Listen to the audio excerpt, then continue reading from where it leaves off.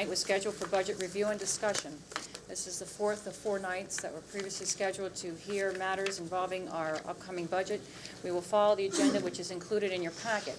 This meeting is being videotaped for community cable channels. Individuals attending this meeting and intending to speak to the board should be aware that they are being videotaped. And in order to meet the requirements of the Pennsylvania Sunshine Law, it is necessary to record the names of all citizens who speak to the board during the meeting. To ensure compliance with this requirement, it is essential that those planning to address the board come to the microphone and state their name and address, please. Members of the audience are asked to limit their questions and comments to no more than 5 minutes. We do anticipate a little heavier attendance tonight than we've had in the past, and if you have more questions than 5 minutes would allow, please feel free to step aside, let the next person up, and recycle around. There may be more questions than 5 minutes would allow, but don't feel that you can't ask them. Just give the next person in line a chance and come back in line if you wish. This limit will permit time for all those who wish to speak to the board to do so. Whenever members of the audience exceed this time limit, the board president may ask the individual to yield the microphone to the next speaker. And as I said, please feel free to come forward, and this is in compliance with board policy 8344.2. This time, I'd like to turn the meeting over to Finance Liaison Ralph Redkamp to continue on with the discussion of the budget as he has been managing up to this point. Okay, in the previous 3 meetings regarding the budget, we have heard about the overview. In the first meeting, we heard the overview, the finance, and the non-curriculum related items. In the second meeting, we addressed the personnel and all of the curriculum items. In the third meeting, which was last Tuesday, we dealt with all of the capital items. The first 3 meetings have been primarily administrative presentations to the board. There have been some time each of those nights for board comments as well as audience comments. Tonight, the administration presentation will be limited to questions that they've received from the board. In the prior ones, they'll give us an update on those. There's likely to be some of them, and we'll see. We might have some answers on some, and we'll get a status report on some of the others.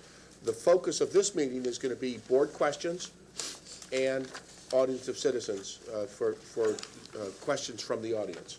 And with that preface, I'd like to turn it over to Dr. Elko to give us an update on the information requested by the board. Thank you, Mr. Redkamp.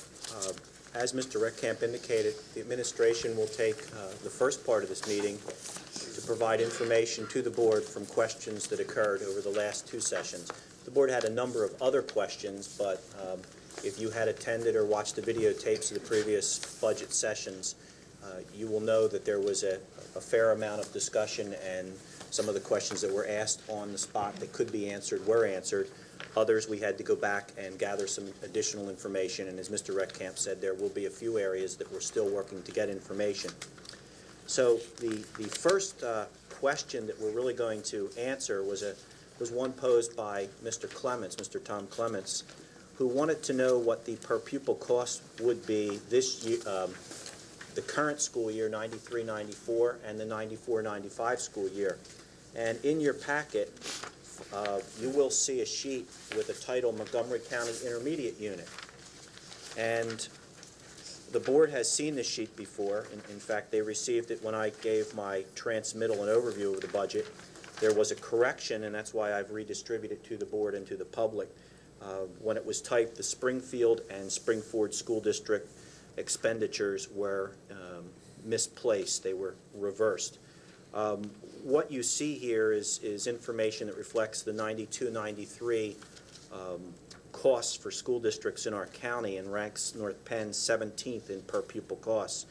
But Mr. Clements' question about 93-94 and 94-95 estimated, we've reflected at the bottom right-hand corner, so that you will see that based upon our estimated student enrollment of 12,037 students next year, our per pupil costs for next year would be $7,630.44. It's hard to say where we would rank in a 94-95 ranking. Every school district is in the same position we are. They're working on a preliminary budget at the present time. Although you probably could draw a few conclusions, you would probably conclude that all of these school districts' expenditures have gone up from what you see on this chart, and certainly if they've gone up and ours for 94-95 is 76-30, I would estimate that our relative position would still be in that area of around 17. So that information is provided at Mr. Clement's request. On the next page, as a follow-up to Mr. Clement's question, a few board members asked what our per pupil debt service would be. And in this budget, we have budgeted, on the next page at the top, $7,833,000 in debt service in the school district for 94-95. And with an enrollment of 12,037 students, our debt service will be $654.89. And that $654.89 represents about 8.6% of our total per pupil costs. In any given year, a school district's debt service will fluctuate, can fluctuate wildly. As a school district that is not growing, it's going to remain very, very stable. A school district that has to go out and borrow a large sum of money in any given year, you'll see a dramatic jump in that. In 1992-93, North Penn School District debt service was ranked 10th in the county. I have no idea what it is today. I know some districts have borrowed money, other districts are in the process of considering borrowing money, such as you may have read in the newspaper, Wissahickon School District is building a new elementary school. They'll need to borrow money for that. Abington School District is looking to do some renovations and expand, and Souderton School District is wrestling with some decisions about exactly what they need to do in the expansion mode. So that's a figure that's going to fluctuate dramatically.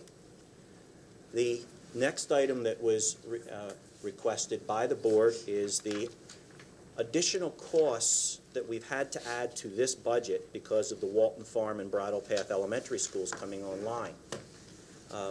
As we open those two new schools, we are going to be doing a lot of shifting of staff, as everyone is well aware. There are many sixth grade teachers that have been that will be redistributed throughout the elementary schools, a number of other staff as well, custodial staff, clerical staff. But what we did was we took out of this budget the additional costs as the result of opening this that are impacting this budget, and we've listed those. We've broken them into the areas that you can see. From plant operations, you'll see all of the utility costs that are reflected in the budget, some of the other kinds of items like trash removal, general maintenance and repairs, some miscellaneous costs, and then the costs for the custodian and the head custodians and the cleaners. In any of the staff positions we've listed on this page would reflect a salary and benefits, and it's an estimate because until we hire those people, we can't be certain in terms of their medical insurance, whether they're getting single coverage, husband and wife, or family coverage. But essentially, we took a ballpark figure on that. When you look at the instructional costs, you see that we are adding a principal in each school, a librarian in each school, reading specialist for each, a special education teacher and an aide, some part-time hourly cafeteria aides, a library clerk, and then our total books and supplies that are reflected in this budget is about $86,000 for a total of just shy of $400,000 per school for the 94-95 school year as additional costs in this budget. At this point, there were several areas related to extracurricular or co-curricular activities that Dr. Venema will speak to. I think the first question was the number of students in programs, and Don has some information related to that, and he can talk to that. I'll take some time to go through the information sheets that you have there related to questions from the last meeting. One of the questions related to student participation. How many students do we have involved? And more specifically, how many actual individuals participate in co-curricular activities? I'll go through some of that information for you. Students in at least one sport or activity, these are figures from North Penn High School, 1,346 students, or 61% of our high school students participate, meaning that 39% are not involved in any co-curricular activities. I also broke out the number of students who were involved in only non-sport activities, 869 of those, and students in more than one sport and/or activity, 781. As far as athletics are concerned, we've broken that out for the high school and for the junior high school in grades 8 and 9. Currently, we have 26% of students in our 8-9 school and 28% of students in the high school. That means individuals who participate in at least one sport activity. With the proposal for next year, we would end up with, in the middle schools, a combined probably 850 students who would be involved in grades 7 through 9. Regarding reorganization and its impact on the co-curricular budget, I made an attempt to give you an estimate on what the impact of reorganization has had on the budget, and I calculated figures, of course, assuming some increases in the stipend amounts for existing programs, and calculated that the difference between the costs associated with our plan for reorganization and without it at about $340,000, and that's my best guess as far as how much could be attributed to reorganization.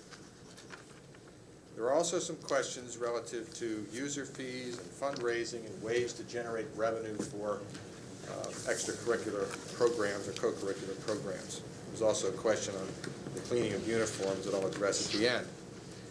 I asked Don Ryan to do some research on the whole issue of user fees, and of course we did indicate that a year or two ago we did review the concept of user fees in the school system, and we attempted to give you some kind of estimate of the kinds of revenues that might be anticipated if we implemented a user program in which we would charge each student, regardless of the number of events that they participate in, a flat fee. And of course, there are a multitude of ways that you could put together a user fee program. This is one of them. It's a simplified way to give you a sense of what kind of revenues might be generated. For example, if we were to charge each student who participated at the high school $25 activity fee times the number of students who are currently participating, you get $16,000. If we would charge $15 for each middle school student based on our estimate of the number of students who might participate, we would generate $12,750. So in that format, charging that particular fee, down below the combination 25-15 rate, high school, middle school rate, would generate a total of $29,000. If we would charge a higher rate, double that, $50 per student at the high school, $30 per student in the middle, we're looking at generating about $57,000 in income. Now, there are some districts in Suburban 1 that are involved in user fee programs, although not many. I asked Don Ryan to research that today, and he's going to take a few minutes and give you a little bit of a report on what he's found. I think if you speak up, Don, I think that all the boards can hear you from where you are. Share a little bit about what you've discovered. Why don't you use a mic for the benefit of what we're recording for home viewing? Thanks, Don.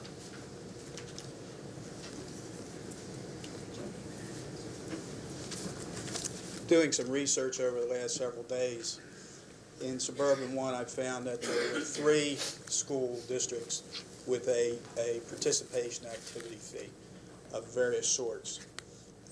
One has a flat $10 fee, another school has $25, and another one has a sliding scale depending on the grade, with seniors playing the most down to the 9th grade. The one charging the $10 gives each student who pays that $10 a season athletic pass, and that's what they get for their $10. And that school takes in about $9,000. The second school pays $25 flat fee, and for all co-curricular activities, collected by the athletic director in both situations. Problems with this flat 25-hour fee. A lot of expectations by the kids and the parents. Am I going to play? I expect to play. I pay my $25. Why aren't I getting a new uniform every year? And a great difficulty in collecting the fee, particularly with the non-athletic fees that they continually have to go over. It's normally collected prior to the first athletic event. Athletic director goes around to each team, let me have your $25 and then you can play tomorrow night the first game. It does not cost anyone to try out. After final cuts are made, that's when the fee is collected. At the third school is the sliding cost, and it's approximately $50 for a senior, $35 for junior, $25 for sophomores, $15 for freshmen. But with that, they get various discounts in the athletic department. They get discounts to athletic events. They get to dances, school plays, school proms, etc.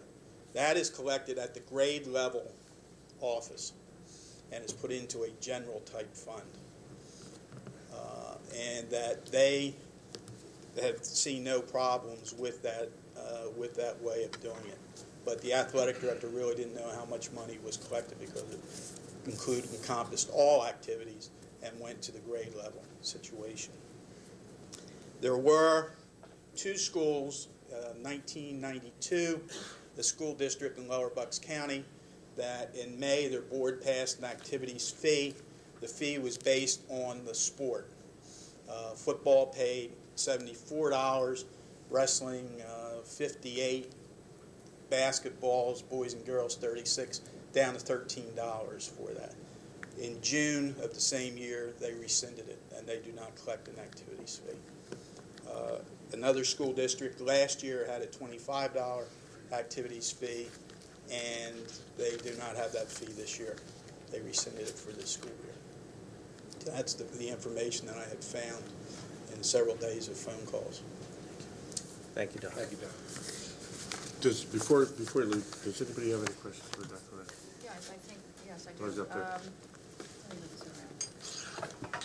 Doc, can you give me the names of these schools that the 10, 25, and the seniors pay the most? I know that the schools are, this activity is public knowledge and available to the public. So can you give me the names of those schools? Sure. The first school with the $10 activity fee Right.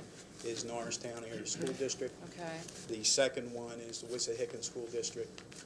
And the third one is Hatboro Horsham. Okay, so essentially these are our neighbors Yes. that are charging these Suburban fees. one. Okay. I see here, this Doc, are you speaking from this sheet? Are you using this tonight? No, I can get it. Up here, the user's fees, you have it separated for, you factored user fees based on sports activities as opposed to all activities. Is there a reason why we drew No, conclusion? I just wanted to give you a sense of what kind of Rough money sketch. it might generate. If Okay. we would enact some sort of fee to participate in the club or student government or the band, then that would be in addition to that.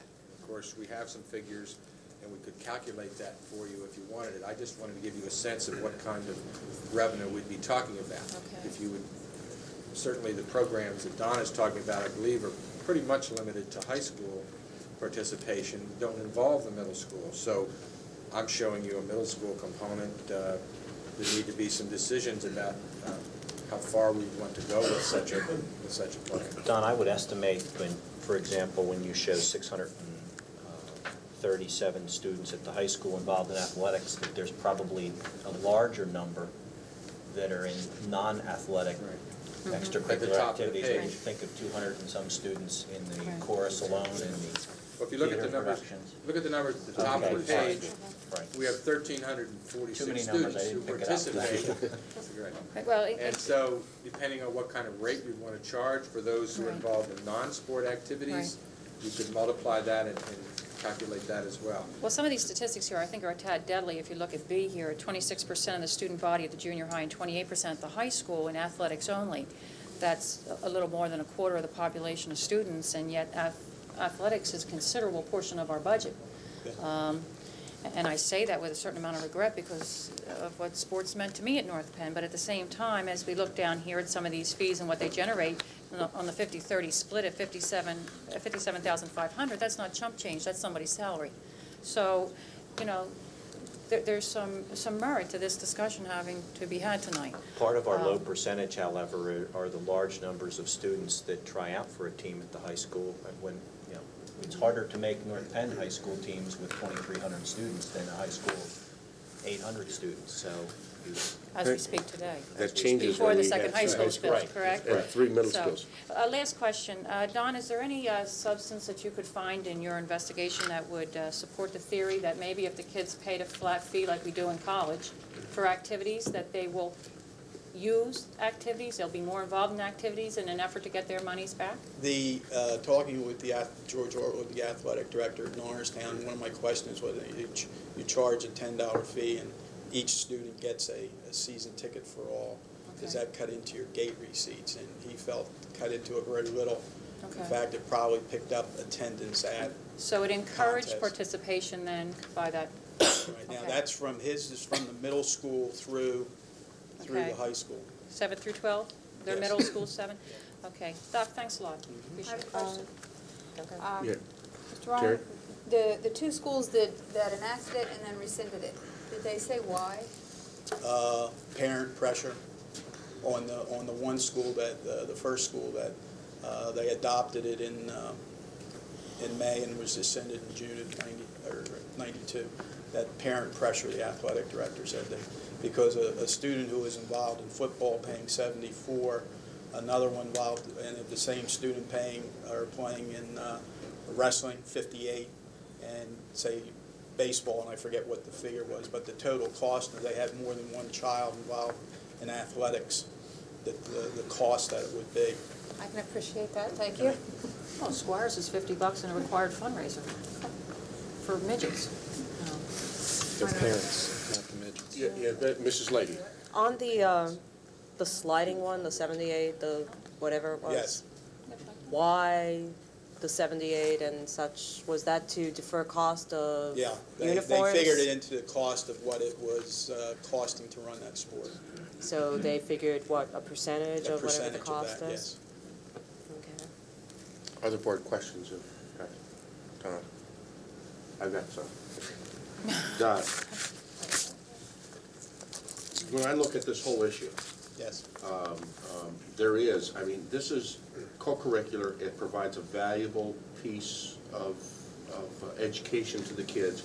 But on the other hand, it's co-curricular. It's not the curriculum, so it's extra. When we go out and sell tickets, one of the items was some of the kids who paid this fee got a season's pass. Yes. Okay, what do we draw for season's passes from kids today? Very minimal. Very, very, very minimal. If I sell for football, if I sell 10 season tickets to students, that's a lot. Okay, but if we take do you have any idea of the student gate for the year? Forget season's tickets if that's not big. There's a lot of kids out at the football games, so that's gotta be a gate. Right. Well, it doesn't I have it broken down into student adult tickets, but I have a grand total of gate receipts for all our sports that we collect. But they're Each year, we generate between $35,000 and $45,000 in gate receipts from But the high school events. That's parents and students and a lot of things. so. Attendance, yes, attendance at the games. I am a believer in co-curricular activities. I think that last weekend, I was over at the debates, the energy. Pico. PICO runs an Education Energy Advisory Council, and we had debates. Our team, as a matter of fact, was one of 3 that were in like a dead heat for first place. I did not judge our team, but I judged the other 2. And if they were like that team, I know how good they were. And I know that when you look at students that are participating in activities, you're not talking about the kids that drop out, you're talking about the kids that succeed. And when you have as many kids as we have in our school, I know that you guys provide and work hard at activities. And I'm sort of surprised that only 61% do. And the higher that percentage goes of people that participate, the better off we're going to be. The lower our dropout rate, the more participation, and the more success we're going to have at that school. I'm not sure, on the other hand, that if we didn't charge a flat student activity fee, I'm interested in giving everybody some value for it, and I'd give everybody a ticket, a season's ticket. We might get more attendance, but give it to them free, which is going to reduce our gate receipt by the student amount. But then ask them to say, what you get out of this is, you get the ability to participate in your activities, be they co-curricular or whatever, but it costs money, but it's worth it to you. You get a free season's ticket to all of the things, and I'm not sure that if you went out and charged a $25 fee at the high school, you're probably talking $55,000, and that grows into the 60s as the enrollment goes, that we've got a guaranteed gate, that we've got something to talk to those students about, and that we can't use that as the talking point to move 61% of people going into activities to 75% or more. Because the more that we involve those kids, the better results we're going to get. Guaranteed, I don't think anybody, if somebody challenges that one, I'd like to hear their logic. But on the other hand, we do have to protect, because if we do have kids not in a, if we have families that can't afford it, that's got to be taken care of without any other student, parent, board member, or anybody knowing about it. Most of these schools have that written into their policy. Yes. That type of student is taken care of. But do we have anybody out there that does what I just talked about, and that there is a flat fee, and it might be different and lower, clearly, because the level of activities are lower at the middle school, that we charge a student activity fee, and that allows you a sports pass, it allows you participation in the extracurricular activities. For the student body. The whole student body. The student body. I don't know of anyone that does that. Isn't that flat fee that you mentioned in Norristown, that's not across the body, that's No, just your participators? That's to participate in athletics, and for that $10 you get a season pass.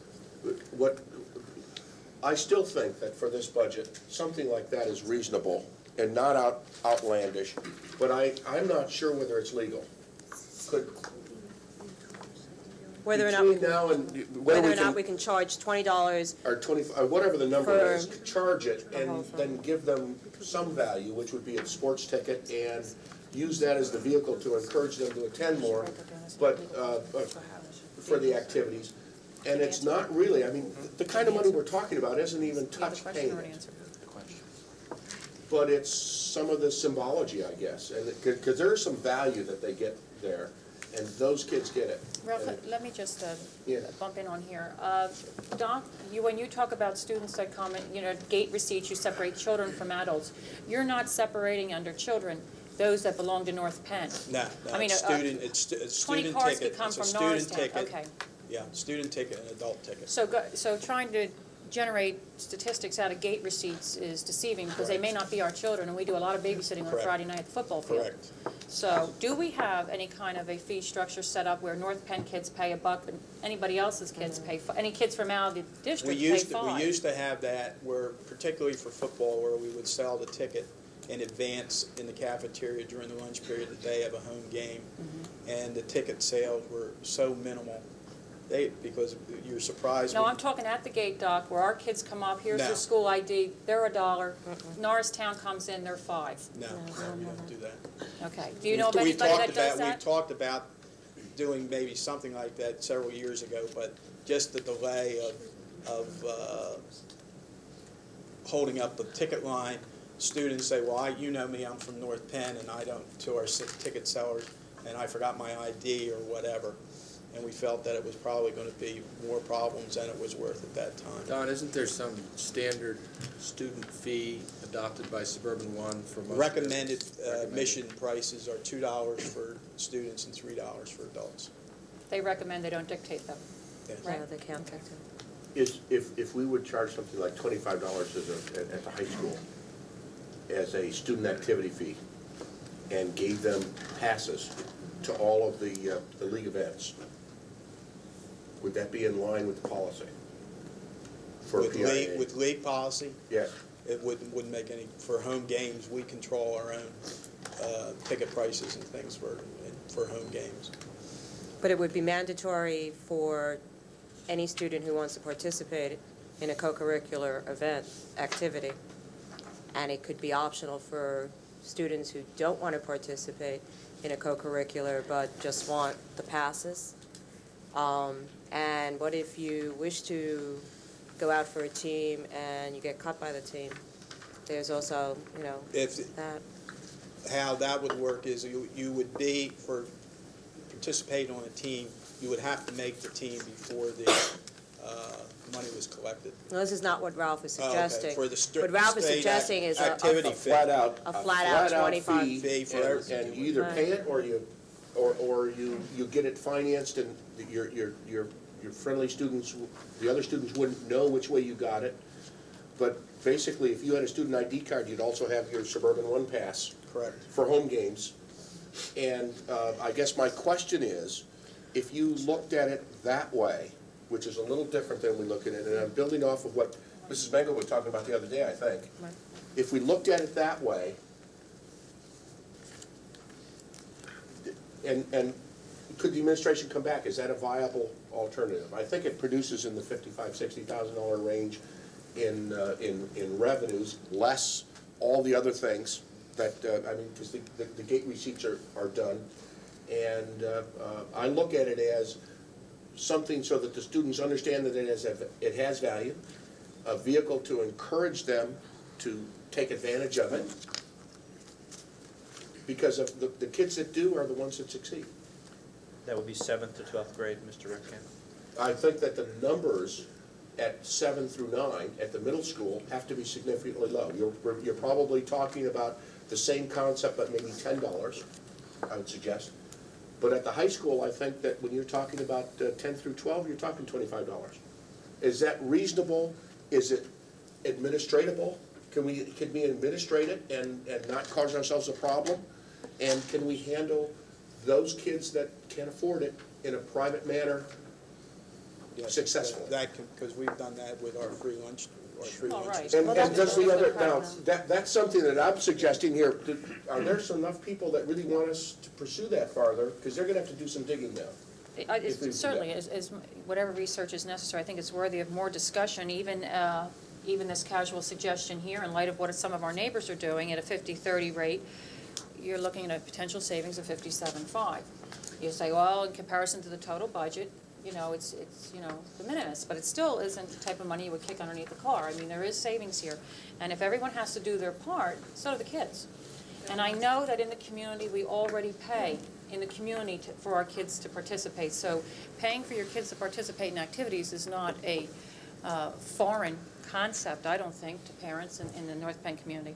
Also, as we prepare kids for colleges, one of the first thing they're going to be hit with when they go to college is 200 kids in the lecture hall and the activity fee. So there's some rude awakenings to college life that this is just a small sampling of, I guess. My question when you're looking at this, to check the legalities, because That you're clearly not, needs to happen. you're selling a ticket, but you're selling an activities ticket for $25, but it actually is mandatory if you want to participate. No, I think that what I'm talking about is there's an activity fee that is mandatory. It is paid for those students that can afford it, but what you get from that is the ability to participate in all the activities and a sports pass. You're talking about for the full student body, whether they want to or not? Whether they want to or not, this is the participation fee, and what you do is you then encourage people to use that participation fee to join activities, be they sports or other things. How do you enforce it for 200 students that say, I don't do anything, I'm not paying it? What are you going to do? That's Yeah, the legality we're- part of it. That's why we need to get the Throw 'em out of legality, school. because that's gonna be something that would have to be out as they show up. You gotta show up with the $25 at the high school, and if it's $10 at the. Ralph, you're looking for consensus as to, Yes. you're looking for Should we- 5 board should we members go said, get should them we to go work and out get the more details, information? is We what should I'm look at asking it. for. Can I ask a question? I know Bill's not here, but maybe someone can. What percentage of our student body is involved in the free lunch program? About Because that 11%. free and reduced lunch. Okay, so we can deduct 11% basically. Because I would think that we're gonna parallel the free lunch. If someone's qualifying for a free Probably lunch, that's a they're good ballpark qualifying figure. for a student activity fee. I can't be And too where does that money enthusiastic come as from? it being one of our first For the students that can't pay, areas for they cutting. come out of the general fund budget? That would be that much less that we budget. And we give them a free pass. And we allow them to participate in the sports like we do now for nothing. And once again, to go back, get more information and find out how these schools do handle these, pertinent questions, these good questions. But I think we're the only one, if I understand correctly, that's saying all students must participate in the fee, not just users. That's I don't what think I'm that's hearing been as a done, has it? proposal here, And we need A to forced check the fee. That's a legal. lot Forced different fee. than a user's And- fee. Bill, it's not a proposal. I think I the office is understand. seeking more information on that That's fine, concept. I agree But with are that. you wanna Okay. go any further with looking in that perspective? Exactly, Let's that's what look I'm further. looking for consensus for. Do we And what are want you them gonna to do look for further? elementary? I mean, there won't be anything really, there isn't any special programs, is No, there? Well, that's why I So isn't suggested any middle co-curricular? and secondary. Yeah, there's a test. Is there consensus? Yes. We will start with Mr. Potash rather than going through a lot Yes. of work. That's fine. Yeah, I would Yes. start that one I think first. it's clearly, we may not be able to, but at college they clearly do. Whether you This isn't- participate or not. this My isn't daughter, college. I had a big It's one. public education, not college, where you My go my volunteer. daughter's at a public college, she gets it. Are there any more questions of Doc while he's standing there? Poor Doc. Thank you, Doc. Do we have a football coach? Thanks. Not yet, not yet. Fred Schmidt, I think, Wrestling, swimming? applied for that job. Extra duty assignment for Fred, are the fields ready yet? Thank you, Doc. No, they don't have enough money. There was another question relative to alternative ways for getting revenues as it relates to co-curricular. And of course, one of the suggestions was that there be fundraisers conducted. And I have some comments at the bottom of the page relative to that. We have maintained some control over that so that we don't inundate the community with fundraising types of sales and activities over the years.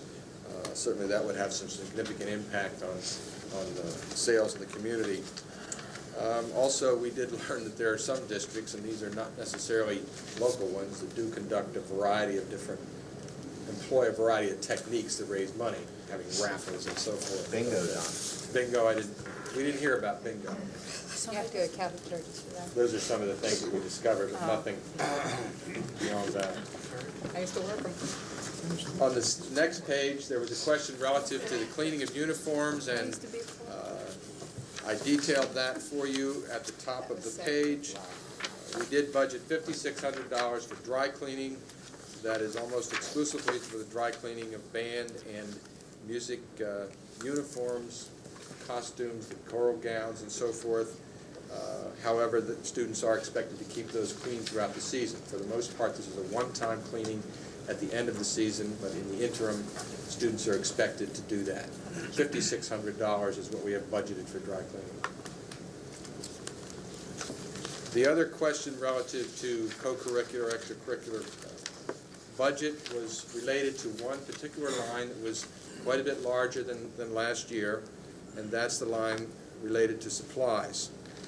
You'll note that in our investigation, we've been able to reduce that line from $307,900 to $256,000. What we discovered was in some of our changing over from our system of set to 7, 8, and 9 schools, since we're not having a marching band, some of the uniform costs are still there, so we pulled those out. In addition, I've given you a breakdown by school, by category, sports and music, just to give you an indication of how that broke out, and more detail on the following 2 pages related to the startup cost of sports. And of course, the majority of this, we're looking at identical costs in both Pembroke and Penfield for the startup of those sports programs, and those are detailed on the next 2 pages. Dave Rittenhouse pulled those figures together for us based on our earlier budget estimates. The final question that was raised relative to secondary was about our Tech Prep program. Donna, you had asked if I could give some detail regarding the program development costs associated with Tech Prep, and you'll see that those are broken out there. And you'll also note that we anticipate some grant funds. Actually, there is a grant that we're pretty sure we'll get from the SREB High Schools That Work program, which many of you are familiar with, and the Tech Prep Consortium funds that exist in the county totaling $20,000. These funds, of course, are earmarked for certain kinds of activities, and in those categories relative to staff development and curriculum development, we can apply those funds. Now, we don't know exactly how much we're getting, but we've been told that we can anticipate $20,000. Therefore, we have budgeted the balance of deducting the $20,000 from the $46,720, and so we budgeted $26,000 for program development costs related to Tech Prep.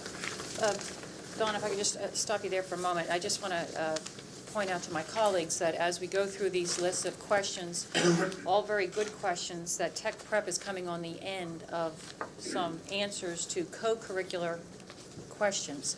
Tech Prep is very essence of academics for these needy type of kids, unlike, you know, Right. football, baseball, blah, blah, blah. This is critical, you know, core academics. To connect it to that, it's just a Okay. sequence of questions, that's all. Just want to point that out for the sake of this program. Further point out that that Tech Prep comes out of the schools, high schools that work. Right. That is the SRAB initiative, and this is the right program. That's And the right. things that feed off of it, I'll point out that that I think yesterday or today, the President Clinton signed a bill with like $400 million And don't bring him in. for school-to-work initiatives. And at both the VOTEC and the Tech Prep program with the SRAB initiatives, I hope that in coming years, we get our share of that $400 million, because what we're doing here with Tech Prep and at the VOTEC is exactly what they're looking for. Maybe we can tap some of those funds. Dr. Bone and I had a conversation today, and we expect upwards of 40% of our student body at the high school will be in one of those tech prep How many? courses. How many? Upwards of 40%. That's not badminton. That's important stuff. 40%. Unfortunately, we still have a couple of more courses that have to go tech prep, so. That's right. Mm-hmm. And I'm hoping we'll get them next year. 95, 96 will be more fully implemented. Well, I'm surprised it's gotten Totally this far implemented already. would be nice. There are some questions that we're still working on answers for the board. We're looking at providing the board with some information relative to the savings for refinancing, the refinancings that have been done in recent years, and that'll be provided at a later date.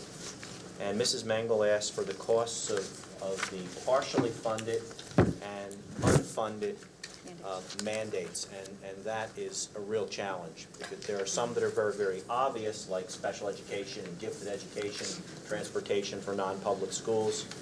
But then there are some that are very subtle. The state mandates, for example, the number of English courses that you take, the number of courses in math and science and physical education. So we need a little bit of direction, because in essence, they are mandates under Chapter 5. If you want us to break out the more traditionally pure kinds of mandates, like the ones that have been talked about by Mrs. Leahy, as the legislative committee's trying to deal with in terms of the freedom of burden from the state mandates, that'll be an easier task than trying to differentiate out all of those Chapter 5 requirements that. Well, then we're not gonna overturn them during the course No, of this you're not. budget anyway, so. No, you're But gonna put we that- could do it's that a- for future. But this is an peak, but- education, because people in the communities do not realize how much of a budget, of school budget, is mandated by the state. And that is. Or the federal government. You know, or the Combination. federal government. I think they're you know, told every year. nobody can sit there and say, we're going to have all of a sudden a light bulb go out in our state legislators, and they're going to say, oh, great, we're not going to give you any more mandates, and we're going to delete all the ones that aren't funded. But, you know, it would be nice, it would be a wish and a star. There have been some that have, after we've implemented the mandates, appear to have changed. For example, we were mandated under federal law to deal with asbestos abatement. Spent over $1 million at the high school and several thousand in other locations. Now some of the research is saying that probably was not even essential that it be done. in That's because they organization. found asbestos in all the state buildings. But, you know, it's They're not those gonna clean kinds up of their other own buildings. costs that come up. Could we have a consensus that there are a lot of mandates that it's very, very difficult to do, but if we can pick on the mandates question, if we can pick the ones that are clear, that they can do in a reasonable time frame, that they do those and ignore the Right. rest for Well, now? Clear in the budget, in writing, here's the mandate, here's the cost as it relates to our budget. I think we need a hard copy of that. We'll start with a hard copy list, and then you look it over, and if it doesn't seem to be as detailed or full, then we'll come back with more. David, for I'm you. sorry, go ahead. That's okay. I'm specifically interested in mandates that you can determine without that much research that have changed dramatically for this year. New mandates. New mandates. Okay. New mandates for new money that we have to come up with this year, or programs that have drastically changed this year for new money. That is what I'm most specifically interested in for this budget. They're all Judy's. That's fine, that's why I All was the looking new at ones, the every single one. Every single one this year is Judy's. Is still, That's you know, that's the we're seeing example I was two thinking of, but that's what I'm most interested in for this year. Dennis and I are working Well, on it. or something, a perfect example, that would be the legislation that requires us to close the gap between the seats and the riser, at the stadium. I mean, Another that's good example. And also Several the $100,000. The tank situation. The tanks. Mm-hmm. And then we've got That was transportation, 30-some thousand. what is it, the employee, Trip reduction. yes. 10,000 in the budget for testing all of our I bus prefer we drivers don't this year. mention that. It hasn't gone We away. will work on that, and that's the information we've provided so far. If you're going to Yes. do that, there are some that, when we take the money, the federal money is what basically requires the program also that's in here. How about those that we do have an option, that if we pass on the funding, we aren't committed to the program, and we're often paying much more than the program is really worth. We kind of bite for the carrot, and then, you know, we've taken on a lot of But most of those, if expense. you take 1 penny from either place, you buy it all. That's what she's saying. Yeah, that's what she's asking for, those type of, But if But- you but take a it's penny not- and some other thing from the federal, if you Right. take this one and you take a penny over here, Well, I think the first You've example got this. would be. They're not we get necessarily mandates, they're subsidized for grants. It's all school a lunches, program. right. But Okay, there so are that just federal grants that we compels us sometimes right buy through. into, and therefore we're committed to the program because of the grant money, but the grant money isn't really worth it in the return to the students or to the district taxpayer. Well, we can show you, I mean, what in many federal cases. requirements we have. Ralph, another suggestion too for information, utilities, again, Art, if you would, if we were to take our lowest provider of a utility, be it water, electric, sewer, et cetera, and if we could get that amount matched by the competitors that we have in the other parts of the municipality, what would the savings be if we could get, say, PICO to match PP&L, the difference there? I'm not going to let up on that. Donna, that's almost as bad as getting the state legislators to get rid of mandates. But that's something we can we pull can- together. we That, Yeah. that's easy. we'll What use the that- same what- how ratio much- for Pembroke and Penfield and just factor it through. I would do York Avenue and everybody else. You already have those other ones, right? All the comparisons, and then just take out the additional monies needed to, Other questions on the administration comments from the board? Yes.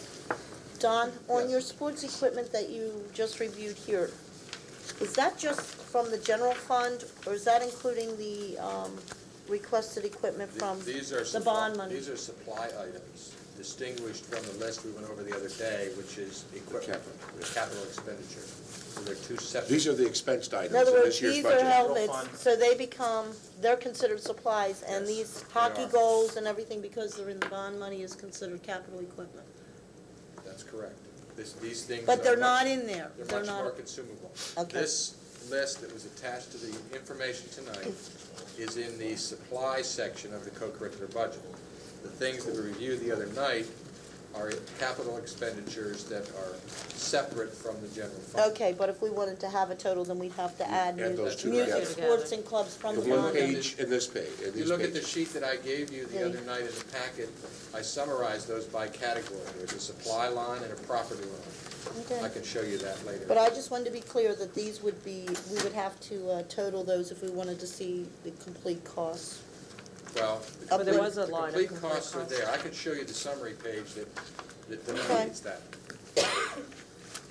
Don, Yes. may I pick on your sports coordinator idea, please? I know you have placed in the budget for 2. Would you take some reconsideration and some rethinking on those 2 sports coordinators? And essentially what I see is spillover need for like an assistant athletic director on the junior high. Junior high to me is 7 through 9 level, and that we scrap the idea of 2 sports coordinators. Well, I'll That look at one that and person get handle more that job, details. because I really believe it can be done. I'll look at that and I get more really do. details for you. And the other thing too, could we have from a minute, I don't know who would pull this together, a list of our professional services and costs for professional services, be they audits, bond counsel, fees, professional fees, general, legal, the professional fees. I'll get those together. Okay. I'd like to know what we're paying for lawyers, accountants, Indian chiefs, you know, everybody that assists us in professional services. Yeah, I think you can find that, that's fairly easy, isn't it? To pull out? I'm concerned about all the pockets of legal. Other I want that questions condensed. from the, Only other areas. from the board? Back to unfunded mandates. In March, when we take our students take the PSSA test, that begins the 3rd wave of OBE. That puts us into motion for that? No, we're not. I don't know about that. We're required to submit a strategic plan September 30th, 1996.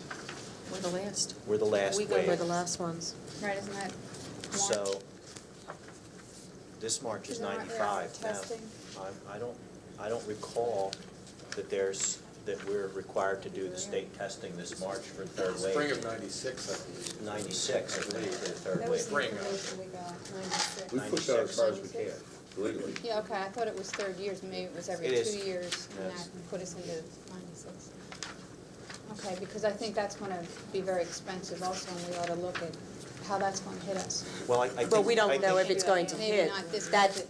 the problem, Terry, is that we don't know if it's going to hit. It The will. idea is that it may not be there. The state feels that there are no additional costs, and I recall a conversation with Secretary Carroll where I just asked one question, which was, how do you propose that what percent of our students are taking a foreign language, Doug? 70% now, perhaps? It's getting close to that with And the increase. going up with If the the middle school requirement program. is that all students upon graduation will have a certain mastery of a foreign language, we're going to have to increase by almost 30 to 40% students who would be taking beginning and intermediate foreign languages. And I asked the question, how do you do that with your existing staff and not say that your costs are not going to go up?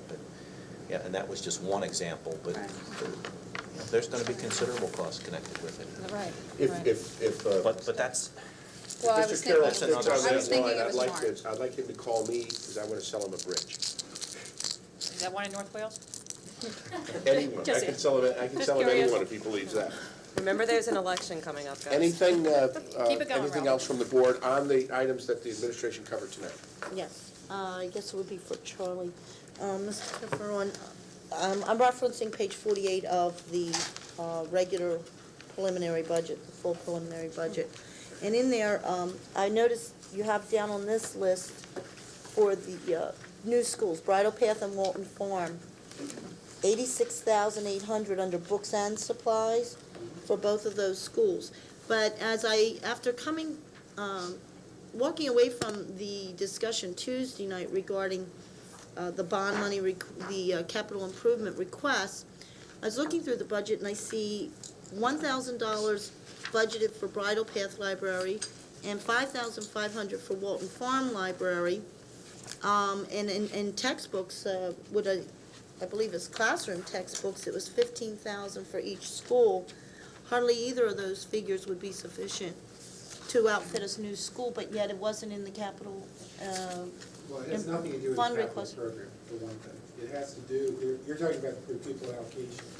No, I'm wondering how are we buying the books to start up the library when it was zero last year in the budget and it's only amounting to $6,500 between the two schools? Because the board, more than a year ago, at Mr. Reckcamp's suggestion, approved $100,000 per school to be taken from the bond fund. It was And approved a year ago, but when will it be taken, or has it been Well, taken?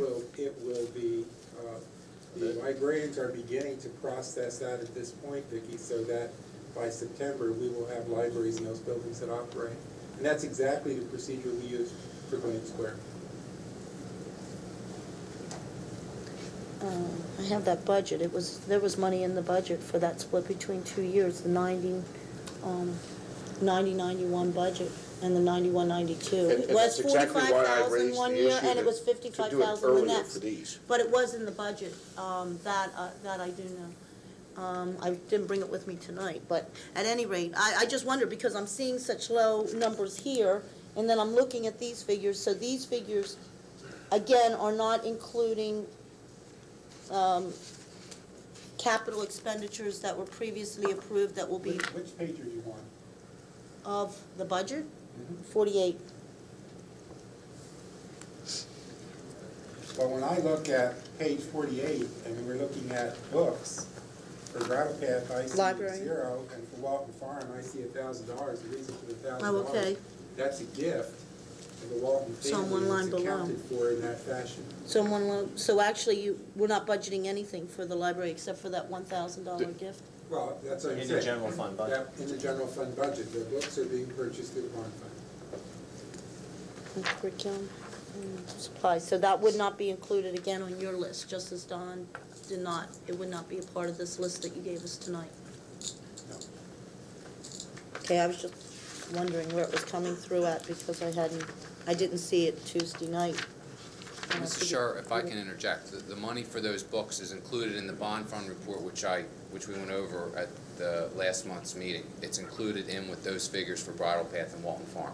April If you- as the expended. If as you look at expended- anticipated expenditures for those buildings, the money, the 100,000 that was approved is included in those figures for each Okay. school.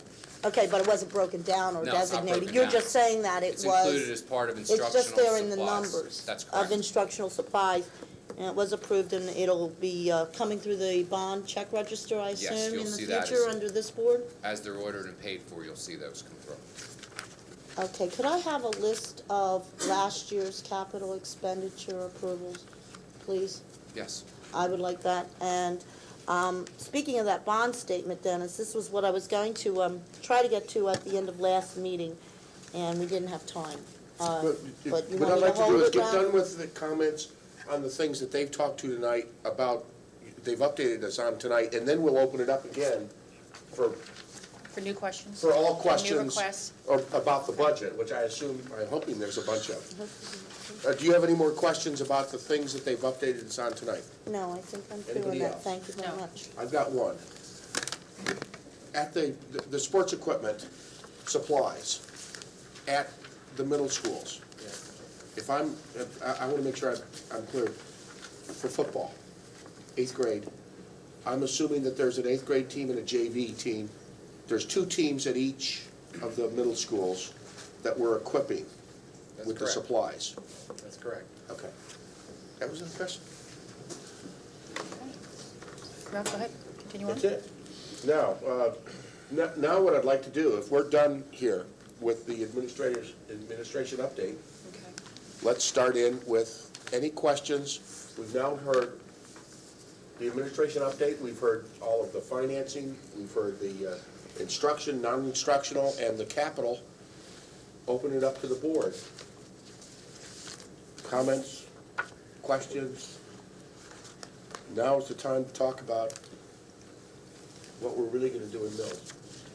Start with Vicki, since Yep. you interrupted her. Overall with the millage? No, this was a clarification, because I wanted to ask Dennis, I've heard you, Ralph, a number of times say the unreserved balance in this bond fund that we were looking to expend funds from Yes. was 2.9 million, but when I went to the report that Dennis gave us, it was actually showing, as of February 1, a balance of 1.1 million in the account. And since that time, we've approved over 3 million in the monthly bond registers that were there. Now, Dennis explained that that's a part of anticipated expenditures. But nonetheless, we've also taken funds from the account towards the whole property that just don't exist there yet. And that $2.9 million unreserved balance won't exist until we actually return the money, put the money from a 92 bond fund into the 90 fund. And if, am I correct, Dennis? I mean, what is the actual balance sitting in that account from what has been committed to at this point in time? Because I look at the sheet. The actual balance, Mr. Shar, I don't have that right in front of me, but you showed it me on the way in.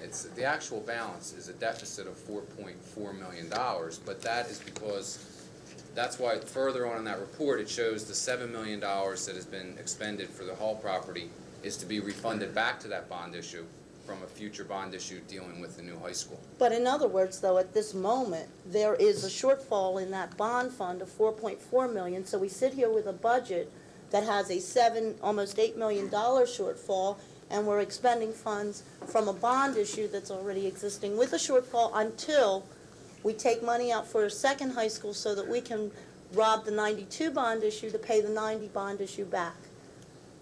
I mean, basically, that is the financial In effect, moves that are being but when we made. did that, that was agreed to by the board, that we would do that because we had the funds available, we had the dollars available at that time, and that we would expend them from that bond issue for the land, but that would be reimbursed to that bond issue at a later date. And that there was an opportunity to purchase the land, the time was right to do it, and not get into an additional borrowing and take time to do that, but to borrow against this bond fund to pay it and then pay it back.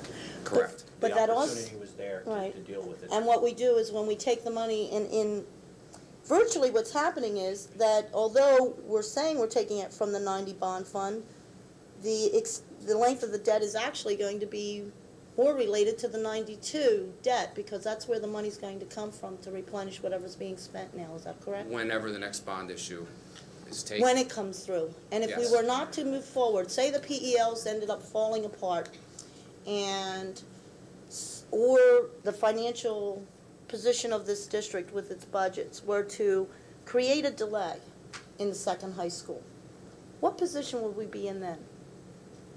From the drawdown that Mr. Wood and I had done before, we would be in fine shape until 1996 with the drawdown schedule that's been arranged for both the renovations at the junior high school, Pembroke and Penfield. But basically, we would need to borrow in order to clear this either debt, that or to levy the Either millage that to or you sell the compensate. land. I mean, if you And decided- compensate, I mean, and compensate for this current shortfall one way or another. Vicki, excuse me, when you see a shortfall, you have to remember there's $14 million in there for the junior high renovation that's anticipated but not spent.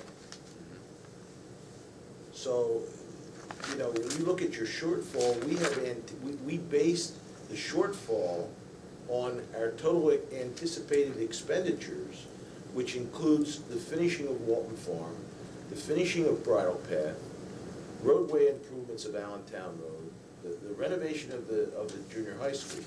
So when you put that all together, what we've done is the shortfall is really attributable to the purchase of the land, as you pointed out. But there's money in there, but not money in there when you anticipate the expenditures that we face out of that bond issue. Well, from the 1990 bond issue, Dennis did give us a list of the 90 bond expenses and where it's coming from in new schools. It has $3.27 million from Bridle Path, $7.2 million for Gwinnett Square, $4,051,000 for Walton Farm, and then the $6,504,000 for the Hull Farm, giving you a total right there of $21,051,000 to 11. Now, there isn't a junior high expense in that 1990 bond issue there. It also lists other expenses, that great other uses category like we experienced on Tuesday, and use existing school expenses. From there, it was showing $1.2 million has been spent on that. So basically, there isn't $14 million that I can see here left in this for a junior high expansion. If you look under what's listed, Mr. Shar, on the junior, under... I'm looking at under expenses, not anticipated. If you look under secondary schools on that report, you'll see under anticipated expenditures the amount that's still in there for the junior high school. if you go to the secondary schools page. Well, it just has general secondary and it's 4.5 under the 90 bond. Okay. No, All I'd like to I say can show you is later, that, but it's on that there it does under concern me, anticipated. though, that when we're moving forward and we're spending it monthly also since this time, and that we're working with a shortfall, and then we're gonna have to hopscotch and take money from 92 to put into 90, and it makes financing and following our I debt a think lot that, more difficult. I think that, yes, it is difficult because we have, over the last year and a half, refinanced virtually every one of our,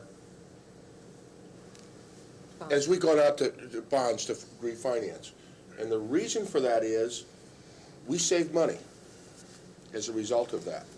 And I guess what I'm concerned about is that I don't want to leave the impression that our finances are A, out of control, or B, the fact that we have 2.9 million uncommitted is inaccurate, because both of those are true.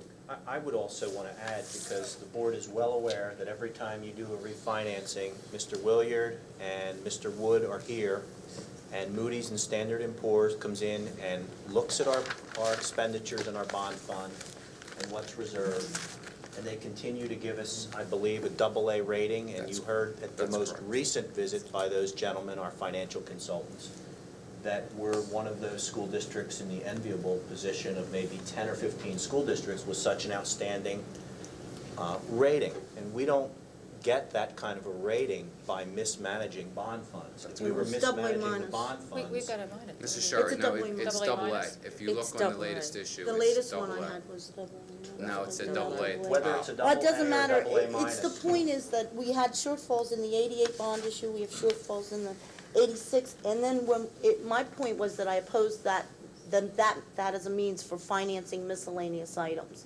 But I also then had concern over the state of that account at this time, and then we're going to have to move money around, and it had been said that the 92 fund was untouched, when in fact it basically has a $7 million judgment against it to replenish this account one way or another. I mean, No, Mrs. it's Sherritt, committed. not the 92. The future account will have a $7 million. Oh, debit it'll against come it. from the second high school, It'll not the come- 92 fund. No, that's correct. And that's to It'll come- replenish the whole purchase, That's Okay. correct. correct? But That's not the right. whole So property. instead I of getting, foresee that the next bond issue would be for not only the building of the high school, but also the land that the high school sits on. so what And we you, haven't borrowed that because we don't need the capital, because we've got the funds. That's correct. All the funds that we've got committed through 96 are there, plus 2.9 million. The bottom line, yes. When it comes in. More questions? Yes. Mrs. Sherritt, or are you still, do you have more? No, Ralph, I'm gonna wait to see what topic you wanna, I don't know where we're going I with think that topics, 'cause you had now all it's this. open. We've heard it all from the administration. What we're now interested in hearing is from the board, where do you want to go with this? This has not been a I have pretty another budget. question I'd 27 like to, There's many areas we haven't touched. What's What being area? budgeted for? We've covered all of the finances, we've covered the curricular, non-curricular, and capital. nothing left. That's all the administration has presented the budget. It's our job now to talk, where are we going with it? I would like to ask a question. And I don't have it in front of me, I think it's in my car. But on the capital expenditures that we went through Tuesday, there were an awful lot of what I will call new computers as opposed to replacement computers. And I would like to ask if we can reduce the number of new computers. Replacements are one thing, I understand, maybe there's a judgment call there, but it's an awful lot at one shot, and could that be spread out over a couple of years? I've heard that computers have an expected life of 3 years. I'm assuming that's due to technology not functioning. And I'm assuming that we don't expect to be going through all new computers in 3 years. So I think if we could ease into this a little bit, it would help take some of the problems out of the capital expenditures. I think that the statement that was made about the 3 years is that we would typically get about 3 to 5 years out of the function that we're purchasing the computer for. But as was pointed out by Mr. Hartenstein, we take those assets and recycle them in the system. And when we do that, we find that our life expectancy out of them exceeds 10 years. But in terms of reducing the number of new computers, I guess if that's what the board wants to do, then we reduce the number of new computers. They would probably come out of the high school, wouldn't they, Don? We would not order the new computers at the high school. We would feel that the middle school program, that if we want to expand computer education in 7th and 8th grade, we need those machines to function there. David Decker is here and hiding back there, and Mike is a member of the Technology Strategic Planning Committee, in fact, one of the chairpersons. So, David, you have far more insight than I do on this topic, so why don't you address it a little further? The priority that this committee has taken, and I think that there's a logical way to proceed, is to commit to the middle school program, because in that manner we're establishing a uniform program there. We're meeting the program that we've committed to, and without the commitment to that level with these computers, we have some very difficult decisions to make there. The high school program, if you recall, were basically 286 machines. We'll get into those kind of details. They are right now in our program, and we're using them. On the other hand, it's difficult for us to advance and even maintain the use of those machines there. However, currently this year, instruction is being supplied with those machines. Mr. Decker, your information is vital to what we need to understand in the audience also. Would you please come up as Doc Ryan did, and you don't necessarily have to repeat yourself, but I'm sure there's board questions, and we appreciate it. I'm not sure there's further discussion necessary, but the priority that we've suggested in this, if given this question, would be to commit to the middle school program. And I happen to have my notes from Tuesday night's meeting. I don't know if you came prepared with that level of discussion. However, if you recall the page when Elaine Seiler was explaining the distribution of those machines, we had proposed purchases at the high school and also at the three middle schools and Pendale included. The high school replacement computers were the ones that we've established are the lowest of the priorities. Okay, I'm also looking at administrative data processing. New equipment, $3 million. Can that be spread out over a year or two? We got the wrong guy. That's not him. I understand. Okay, I'm sorry. I'm not the one that's in the David front. If you recall, Bill Hardenstein was the one that had proposed and presented that program, and I think would be a better resource. Administrative data processing, $91,300. Page 5 of the handout from Tuesday night. I'm on page 4, I guess. That's to do all the schools for the networking. Administrative. Right, still don't add up, $3 million. I'm just looking down the... I see 3,000 on one side and 12,000 on another. Oh, okay. Zero too many. Thank you. I'm glad we saved that. Boy, I thought those were new glasses. and I had a good man going here. He's so fluid. I think as far as the schools, the networking for the buildings and all, I think we're going to, it really isn't that big a cost for the administrative part. And I think, and Dennis will hear me, bear me out on this one, the savings we're going to have are going to be astronomical, because right now, people are hand delivering their purchase orders, am I correct? Hand typing them. Hand typing their purchase orders. It's This pretty has been bad. my dream since I came here, to Yeah. get the purchase orders And automated. Dennis and I have been fighting for this for a while, so in that sense, the networking for that, really, it is going to save money, and it's going to help with our purchasing, because once you do a bulk purchase, it's going to help a lot more. As far as the actual educational part of it, it's hard for me to sit here and say, in one hand, we really should spread it out between several years, and in the other hand, working in the industry and knowing that I don't even know what a 286 looks like anymore. I mean, it's like an antique in the computer industry. They are expensive, and if we're going to continue forward, we really need to start updating, but the cost is substantial, and that's a call that if you're going to hold off the programs and not upgrade now, then, you know, you're going to end up losing in the long run with some of the quality of the programs. I'm not saying not do it, just asking, can it be eased into a little bit? Or is this easing into, and are we going to be asked to look at these same types of numbers next year Bill, to continue the program? that was some of the thinking I had the other night, and remain that way. I support what Bill has had to say, and I'd like to see a phasing in situation. I remember, I don't know who I had turned to, but when I was chatting the other night, a sidebar, I had said, you know, what's happening here? The roof cave in, the floor fall out? Why does everybody want everything this year? What has happened that this year is so special? And I don't know who told me, but someone said, this is a decision coming to a head that was not made by previous boards. Now, I'm not going to judge previous boards, whether that is fair or unfair to delay purchases and stick them to the next board coming in. But at the same time, it is a reality. Things have built up. It is happening.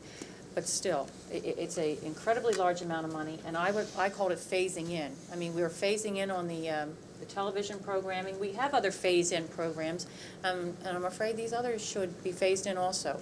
You know, We can't do it all. I want to make sure, I I want to make sure phasing in can be done. That's the other thing, I'm not, I'd I don't like to understand. comment a little bit on that. I'm not a Simply, computer guy. One of the biggest impacts as it relates to computers is the fact that we are reorganizing next year, and the fact that we approved, the board approved a program that calls for us to offer computer courses, or actually required courses, to all students in grades 7, 8, 9. Now that has a big impact because it requires that we have the equipment to do that. And it's imperative that we have consistent equipment that teaches it across the system. That in itself is one of the reasons, Donna, why that's impact is having. I just want to add, in all due respect to the board, you have, some of you, several of you, have said it is time that we move forward in technology and to do something about technology. You heard Mr. Weitz, who is the board liaison for support operations and a member of the technology strategic planning team, talk about these purchases being the right kinds of purchases that won't interfere with our long-term technology planning. So essentially, we're responding to your charge, and we're bringing you the technology that we think is necessary to move the high school program, the secondary programs along, and also to accommodate the opening of 2 new elementary schools and utilizing the equipment.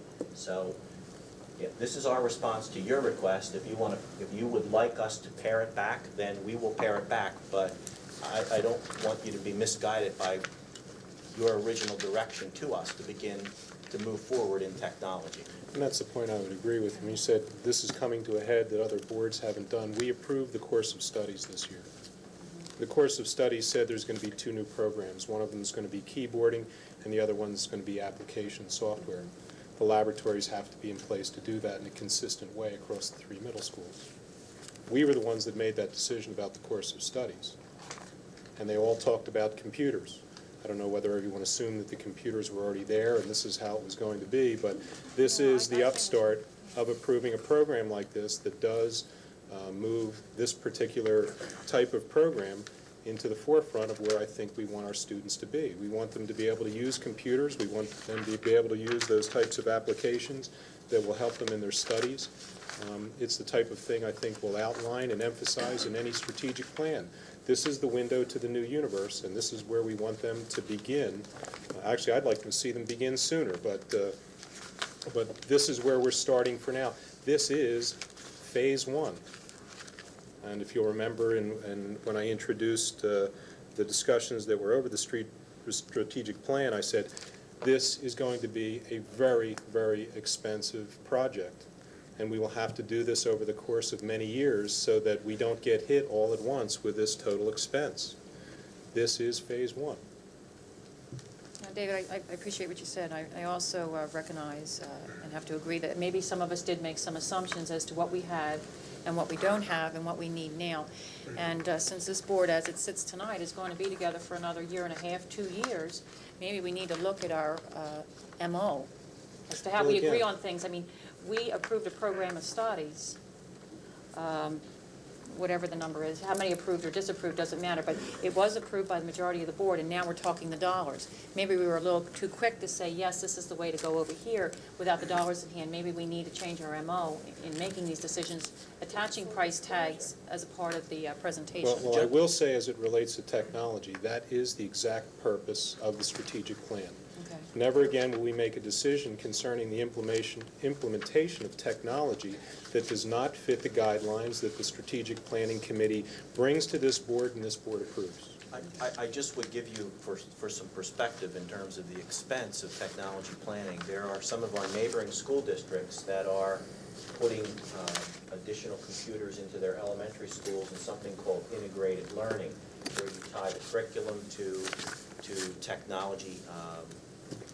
The costs for that, Art Wood was a board member in Colonial School District. Colonial is what, a third of the size of North Penn? The commitment in the elementary schools was how many millions? 1.2 million.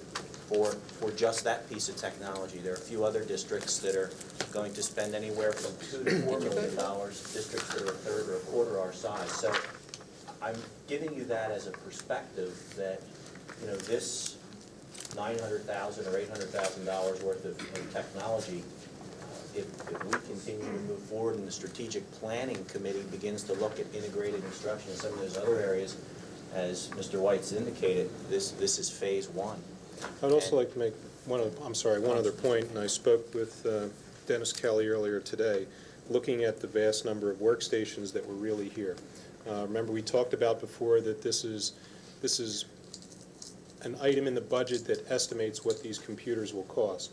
And I think I had erroneously believed before that we were tied to state bids for buying these workstations to understand what the cost of them were for estimation purposes, really what they are. Dennis assured me that with the quantity of workstations that we're buying, we can take that bid to major manufacturers, we could take it to major resellers of computers, and by no means are we restricted to the catalog of items that's in the state bid. So there is an opportunity with a large number of machines to even reduce this cost. I'm not saying it's to the significant level that perhaps we'd like to see, hopefully get them for free from some altruistic computer manufacturer, but certainly there's an opportunity to try to reduce these costs even farther, to leverage our costs through the quantity of machines that we're looking for. On this issue, comments from the other comments from the board? Just, David, do yeah. you feel if this weighted one, if we split this 50-50, did this in 2 years, do you feel that's such incredible downtime? Here's the up and down side of waiting. If we wait one more year for half of these machines, the class of machines that we're looking at today will definitely be less than what they are today. And we've waited one more year. And you can always say, let's wait one more year. Then there's another class of processor, and we'd rather have that. There's another type of software, and we'd rather have that. Do we implement the program and get it started so that we can begin phasing in other projects, so we can go backwards to the elementary school and forward to the senior high school? We can keep waiting for technology forever until we're wearing a computer wristwatch that gives us access to the internet with a tiny earplug. I don't mean to be facetious about it, but you can wait. Costs will reduce, and you're buying last year's technology to save the money on the item that you're buying today. Having said what I did, I don't want you to think that I'm against buying new equipment. I understand, I know that we ask a lot of people at buildings, in this building, and things to do, and we're always questioning how many people are here, and I understand that with better technology, each person can do more. With growing enrollment, with 2 extra schools this year and another one in a couple more years, we're going to be asking more and more of the existing people and hopefully not having to hire. And I do understand what it does for us. My only concern was, is it necessary to be done in 1 year? And you're kind of telling me that the answer maybe is yes.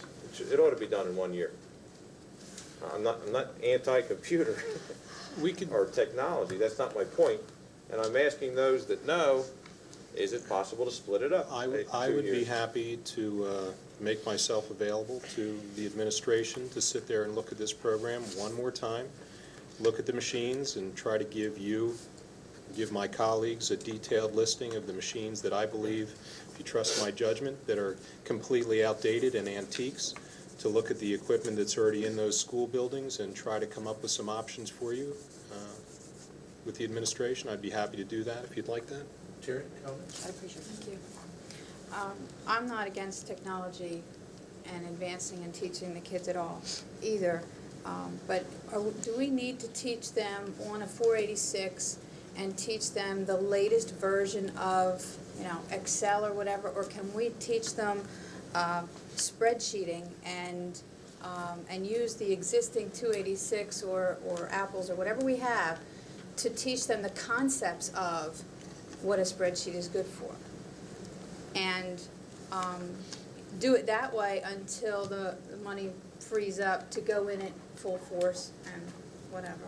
I think or that's save partially, bottle caps or whatever we have to do. that's partially what I was offering. If you'd like to look at that whole idea of what we want in the curriculum, the machines that we have, the machines that we're proposing, and give you some options. I'd appreciate, David, And if they you will could go and do relate that. from exactly what was offered here today, which I still believe is the right thing to do, to options that I can come up with that will give you choices about doing it for less. I don't know what that is, but that's about all I can David, say. a list of machines is going to mean absolutely nothing No, to me. I can provide that to you if you want, Your but I'm telling opinion. you, I will give you my opinion on what we have and how it could be used, if that's what you'd like to have, But I think we can also, or if it can be we used. can also say on the machineries themselves, what software can be run. If you've got Macs and you've got IBMs, then you're certainly not going to be able to run Excel on a Mac machine as, on an But we can IBM. teach them Now, spreadsheeting, and that's the But important realizing that if you've got a mix and match, then your teacher is teaching two separates. So if you're going to have Macs, then the Macs should all be in one classroom, and, that type of thing, because you can I teach was just- spreadsheets, but if I you're was teaching just spreadsheets talking and you're trying to get through it, you just can't. conceptually look at what we have and what kind of money we have to work with and what we need to do. But what I think the most important thing is that we don't want to micromanage. We want our administrators to do the choosing. Let them prioritize, let them decide what they really feel is the most important things to keep and to let go. And we as a board should give them either a dollar amount to cut or a percentage to cut, and let it go back to their desk and they do what they think they need to do to get it down to that. A slightly different view on the same issue. When I looked at, there's a lot of computers, and I break them into categories. There's basically, I think, three. There were some that were old and tired at the high school.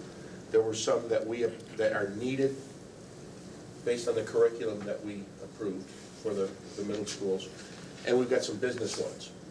And I guess I would be interested in having Dave take a look and the administration take a look to say, I guess, to put it in perspective, this is my third budget on this side of the table. This is the first one that's been about the cost of living. And that's a tough budget, and we've all got to look. And I'm saying, go back and look, because it's this tough, because I believe in the justification that was given out for all of these computers, but I also believe that if we buy them a year from now, they're going to be no more expensive than they are now. And it's an area that you can be selective in, and the ones to support the curriculum, and I believe that you don't have to have the same ones for keyboarding and for concepts. There could be two different labs with two different set of computers, that they should look at those. I'll prepare to take the ones for the curriculum, but I would ask that they look very hard at the others. In other words, we may not need all of the business ones, and we may be able to do without the high school ones, make do for a year or so. And if Dave could provide that input, I'd be appreciative. Ralph, a point of order, please. From my look at the clock, it's about 9 o'clock, and I feel the other night we did shortchange the audience in taking up of presentations and board time. So being mindful that it is 9, we intend on closing at 10, and that we can call additional meetings if we can maybe pick up the pace or hold questions till later. Whatever your wish would be, Ralph, but I want more audience time The tonight. key objective tonight is if board members have areas they want the administration to dig into to adjust this budget, we need to put those on the table tonight. I'd like to look at personnel. Ralph, on this chart that Mr. Schmidt presented to us at, date of this one, April 28th meeting.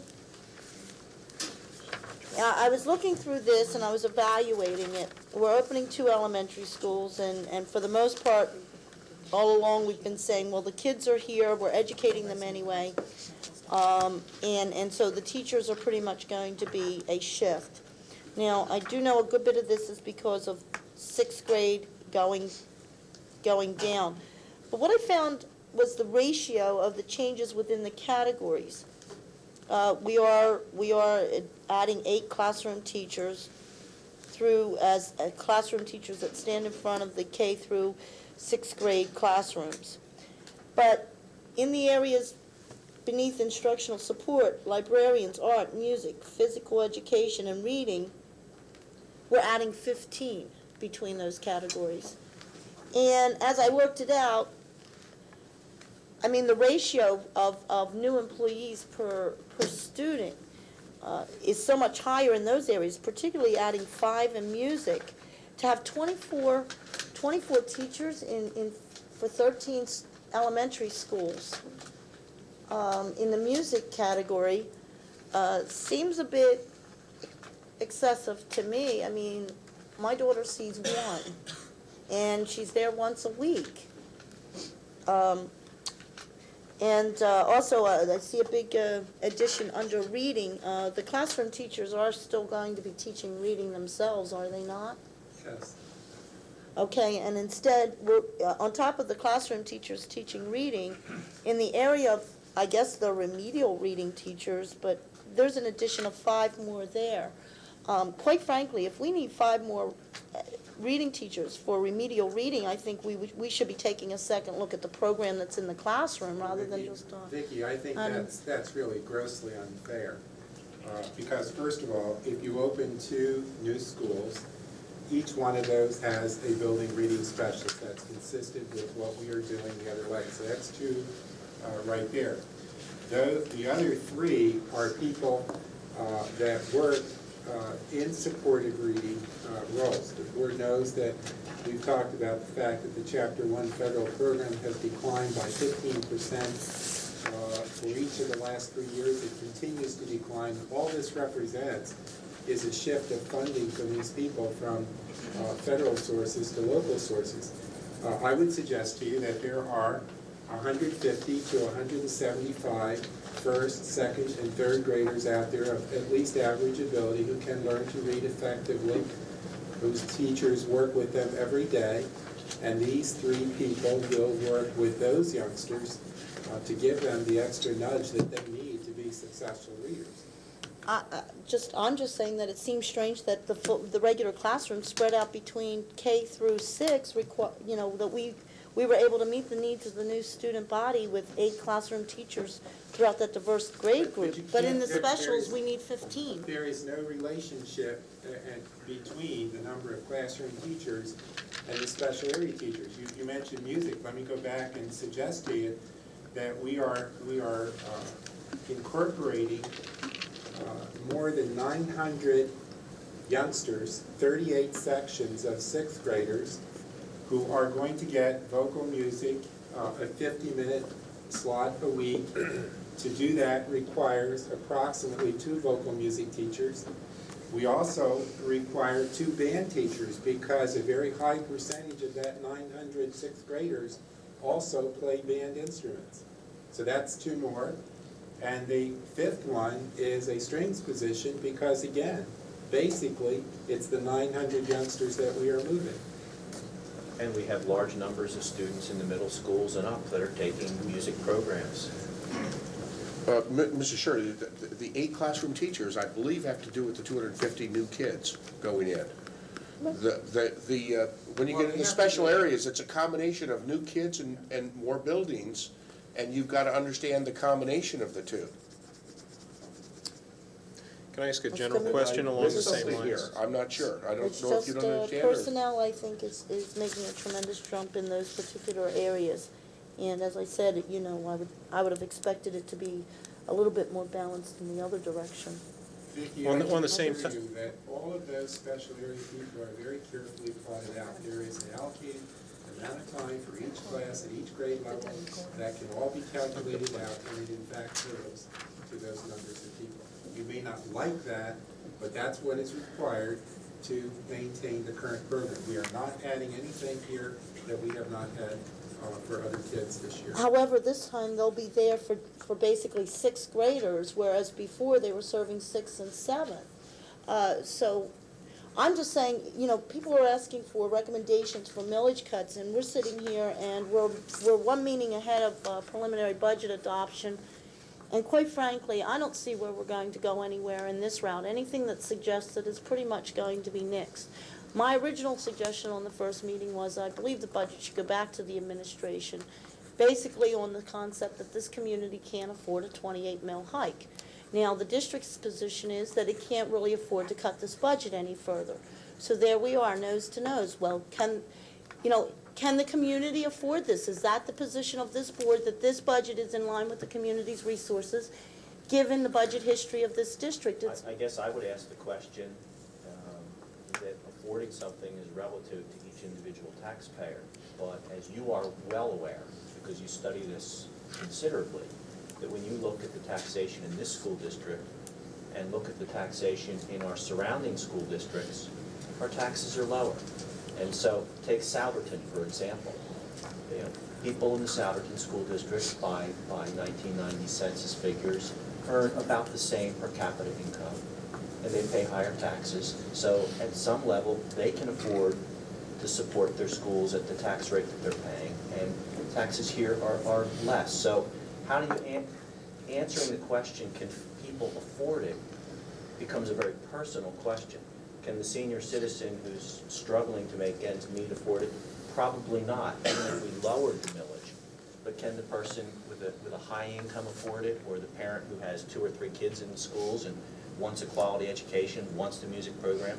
I think they can afford it. So, how do you answer this? But I think that this is a big budget. It's above the cost of inflation, and I guess I'm trying to get from Mrs. Scher, where are you saying we should go with this? I'm not sure I understand. As I recommended, I believe that we as a board should reach some consensus on setting priorities and parameters for the budget. It's something that really should have been done initially at the beginning of the year before everyone went to work on it.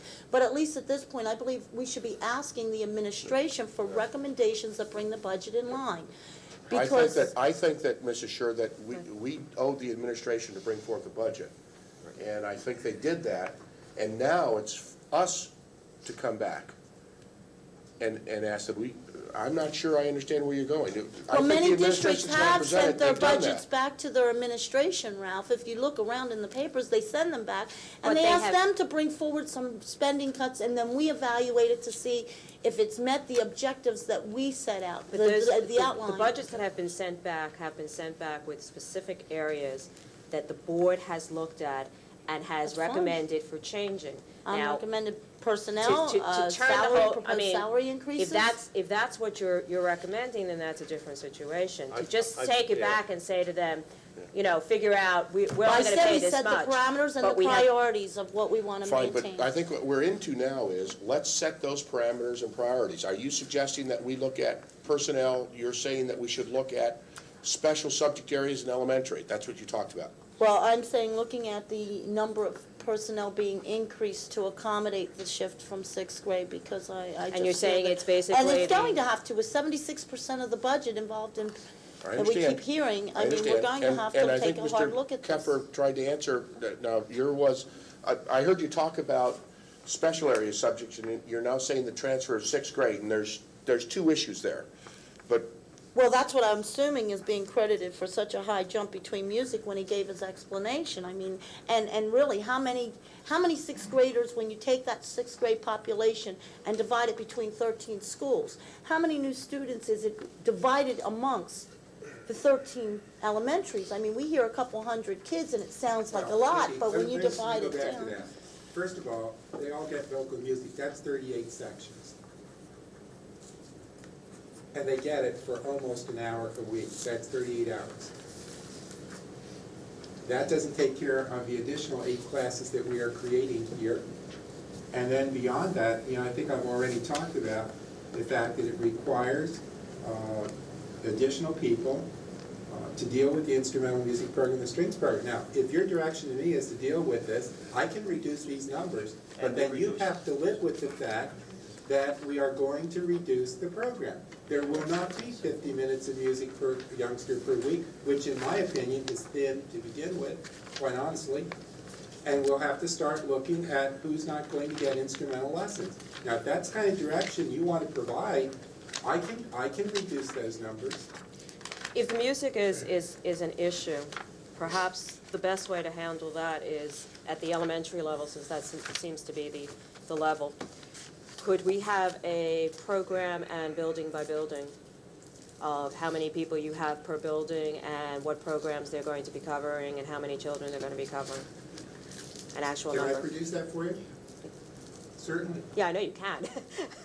Certainly, that's all. That at least that way we can look at it, because we're looking at, at a 3.5. Where am I in music? I'm looking at 3 on this chart, a difference of 3. And you're talking about the 6th graders taking a vocal for 50 minutes, and yet we also know that there's a music teacher somewhere in that elementary school. So is this another music teacher teaching another program? Do you understand what I'm getting at, Charlie? I do understand what you're saying, but I'm saying there were X number of vocal music teachers last year. There were, I don't know if I have that with me.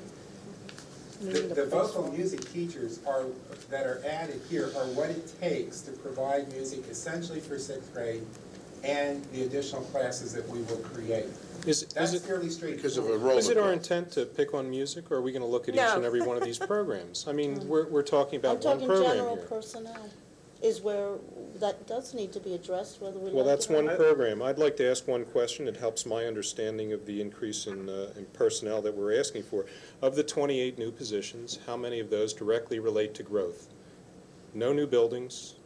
If we had the same number of buildings and we just saw the increase in population that we saw, how many positions would we be looking at, perhaps? Charlie's figuring just on the elementary level. How about both levels? Do you want to include reorganization also? The problem with giving you an answer separating growth and reorganization at the secondary level is... Well, let's put it this way. Okay, the growth is something we can't control. The students are coming in. We know that. Without the buildings, or even with the buildings, we're looking at reorganization. It was a decision another board made. What are we looking at? Is that what these positions all represent, growth and reorganization? And program loss in reading because of reduction in federal funds over 3 years. It's not really more. And So what we're special talking about- education increases because of So we're not just talking no about business building being up any closed. programs. We're just trying to I mean, maintain the- exactly Yeah, what we that's had what I mean and earlier. deliver that. So are we attacking programs? That's what I want to know. Is that our intent, to reduce programs, to reduce the personnel? That's what it really comes down to. It does. I think, I've been trying to say something here. The general statement or philosophy of saying, give the budget back to the administration and find cuts, I think, one, makes an assumption that they didn't do the job right the first time, which I'm not willing to say. And secondly, it seems like almost every question that anybody has asked has been justified by board initiative, board mandates, school policy or district policy, whatever it be. And I think if we're not going to just dance around the perimeter of this thing, and people want to say we really have to cut the budget, it is incumbent upon us to tell the administration of a change of philosophy of the school board. And I think that is something that should be discussed and voted on. But to just say, here it is, go find cuts, I don't think is fair. I don't think it's realistic. And as long as they're doing what we asked them to do, we have to look at ourselves, not necessarily them as the people that make a budget what it is. If we're satisfied that they're doing what we asked, the program of studies, the technology implementation within the school district, extracurricular activities, reorganization, they've done what we've asked them to do. Now, if we say we want to cut out, and I'm not saying I do, I'm just saying this is where it's got to be. We have to do it. I don't think throwing it back on their lap is going to do anything worthwhile, because we've asked them to do one thing and follow all these philosophies and programs, and they're doing it. Now, is it perfect? I don't know, I doubt it, but it's got to be pretty close that we're just nipping at the tail of the carcass here, and if we want to change it, it's up to us. And that's... David made a point. If we're looking at the personnel at the elementary level, then what we are looking at is the programs themselves. Right, and that's our decision to Now, the make. problem, there is a little bit of confusion, and Charlie, it has nothing to do with why, you added 3 people. It's just a confusion as to how that came about. Because you look at this and you look at music and you say, okay, fine, we're adding 3 people. So in that sense, a little clarification would be there. However, if we still feel that this personnel is beyond our capability and beyond the community's capability, then, as David said, we will have to look at these special programs and say, Right, but we we will don't, not have vocal. we don't ask the administration to make that decision. No. We have to go on record as saying, this is what we want, this is what we eliminate, this is what we add. The fact is To that throw it back is not right. 76% of the budget has to do with personnel and staff. And we can't If touch you it. want to make an order of magnitude move, you got to make it in personnel. There are, I believe, 3 ways to do that. You can eliminate programs completely. You can cut programs, but you better be careful, because cutting, eliminating, you better really talk about eliminating, but you may be able to cut some within the bounds of mandates, or you can change class size. And that's how you affect staff. And if we're talking about 76 to 80% of this budget, that's where it is. And I think that when I looked at the budget, as terrible as it is, when I looked at it and looked at all of the weird things that happened, they followed what the board has said. And it's terrible that with their problems with financing, there's 12 mills on. It wouldn't be nearly as ugly as it is now if we didn't have the assessment appeals. But in fact, it's above the cost of living. It's terrible, but it's also followed what the board has asked for. And if the board wants to change it, I would like to hear from the board, class size or which program. And I think that's fair. Or if you have specific questions still, let's hear those. But if we want to do order of magnitude change, I want to hear the program, or I want to hear the class size that you're willing to go to. And we'll talk about it. Let's look at class size. Pardon? Let's look at class size. What would be the cost? What would be the cost to increase the class size, and I'm not talking doubling it, but increase it where it makes a difference, and even to the point of adding aides at the cost of an aide versus the cost of another teacher? Pick a number. Add 1 person to the guideline, add 1 student. That doesn't seem like it would affect Give either the direction. teacher Give them or the direction. child or the price. I'd like it to affect the price. How about the quality of the program? How do we judge that? I guess you have to look at the marginal difference and the cost to carry us through to we don't have new schools coming online and all the expenses that come with them. Now, are you looking through the whole school district, or are you just looking through K to 6? Where District-wide, are I you would look drawing the line? district-wide. I would take a hard look at the marginal classes that a few students are interested in, that we put on anyway because we have a few students interested in. And look at them, and maybe look at them into clubs instead of classes. Well, those we vote on, Terry, so I mean, that's You'll something that we're going to be seeing That'll be next classes Wednesday like anyway. German 5 and AP Calculus and some of the most, Change the some of the most structure of them academic so they courses in can the still system. get. I mean, I don't think those are going to really impact your budget as much as the core classes. When you're talking about increasing class sizes, you're talking about, yeah, that's what I'm saying, but you're talking about the core classes. You're talking about English, math, science, social studies. Increasing the sizes of those for the secondary, and increasing the class sizes depending, from K to 12, from K to 6, excuse me. you know, if we're going to be looking at that, then we're going to be looking at how many are we going to add? What is a realistic number? Do we add 10 more? Does that save us classes? Do we have 15 more? You know, that's something that we have to go back to the administrators and decide on. If we're going to say that our class sizes now for first grade is, recommended class size is 28, am I right, Charlie? I don't think recommended, it's what We you're work with class size guidelines, and when we prepare this, we use 25 as the maximum number, K to 3, and we use 28 as the maximum number in 4, 5, and 6. If the board were to have read that class size report, you would know that we work with a range. But I have never in my 12 years doing this used the range. I have always aimed at the maximum number.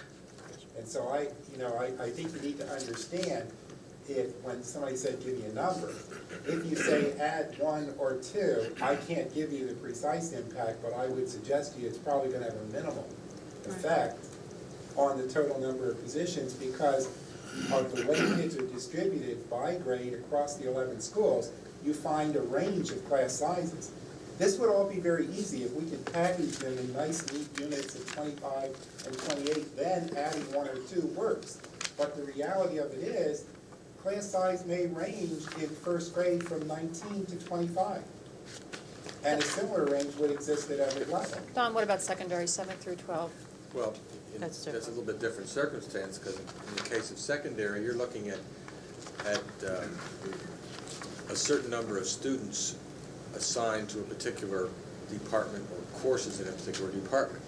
If we have 37 students who choose a particular course, for example, we're not going to run one section of 37, we're going to create 2 sections, and assuming that we end up in our master schedule process with roughly an equal number, you're looking at 2 classes under 20. It's a phenomenon to some degree of the opportunities that are there that determines how many sections we need. Obviously, with the major subjects that everyone is required to take, we can achieve class sizes that balance, particularly when you have 15 or 16 sections of English, for example, in 10th grade. You're going to have classes that are very close in class size, and they're going to fall within the range. Now, the range for the major subjects in the secondary schools is 26 to 29. Those are our class size guidelines, and we work with that range. So if you went from 29 to say 32 in the high school, 10 through 12, you went to 32 kids in the classroom. By adding 3 to the guidelines and starting at a different point, it could have some impact. We'd have to recalculate all of that based on a new set of parameters. Right off the bat, I'd have serious concerns about an earlier discussion tonight and the board's support about tech prep. You know how needy those students are. To put 3 more students into some of those sections, we're dooming some of those programs. But one way to look at this, 28 sounds like a lot of staff, but 28 staff on 780 professional staff is 3.7% increase in staffing. Our enrollment is going up 3.8%. We've talked about a cutback in federal funds for the reading program. We've talked about expansion in computer education. So, what we've brought you in the way of new staff isn't where we started when we started this budget process. We could march every one of the principals of this system in here, and they could tell you what they would really like to see in the way of staff, and it would be different than the 28 people. We could start with Dr. Bond. He's the principal here, and he would give you a different number than the few additional staff for the high school. That's the dilemma that we face. Jordan would complain about the number of teachers that are going to teach 6 periods next year, based on the schedule. But our addition in the secondary level is minimal, though. We've got, 3 additional in the secondary? 3 at the high school. 3 at the high school level. And the only thing that we could do there is, because they're at the core subjects, am I correct on that one? Primarily. You would have to distribute them along with how many sections you have. So you would have to increase every section by whatever in order to eliminate that position. In order to reduce enough sections to equate to 1 staff member. And a staff member is? Typical class load is 5 sections of courses. So you would have to add to the other sections enough to reduce the 5. Correct. What would that take in a certain course? I mean, we'd have to look We at that. have to analyze that We could by look at that. department. Just as Sure. Charlie does it by school, Right. I do it by department Right. within each school.